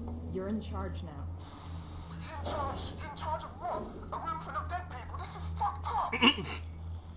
Focus, Ricardo. If Samuels can talk to Apollo, he can get the androids to stand down. Then this will all be over. Yeah, that's gonna end well. You have a megalomaniac in charge of robots. Well, Samuels is actually a, logical synthetic who doesn't want to hurt people, so, I mean, that could work. Alright, everybody, well, if you enjoyed listening to us talk about movies and get games for the past, better part of an hour. Alien Isolation. Yeah, and less Alien Isolation because I was running around confused on where the fuck to go, I want to thank you all for tuning in. If you like this video, please leave a like and subscribe. And as always, I'm Ed from Stupidly Awesome Gaming, and I will catch you in the next one.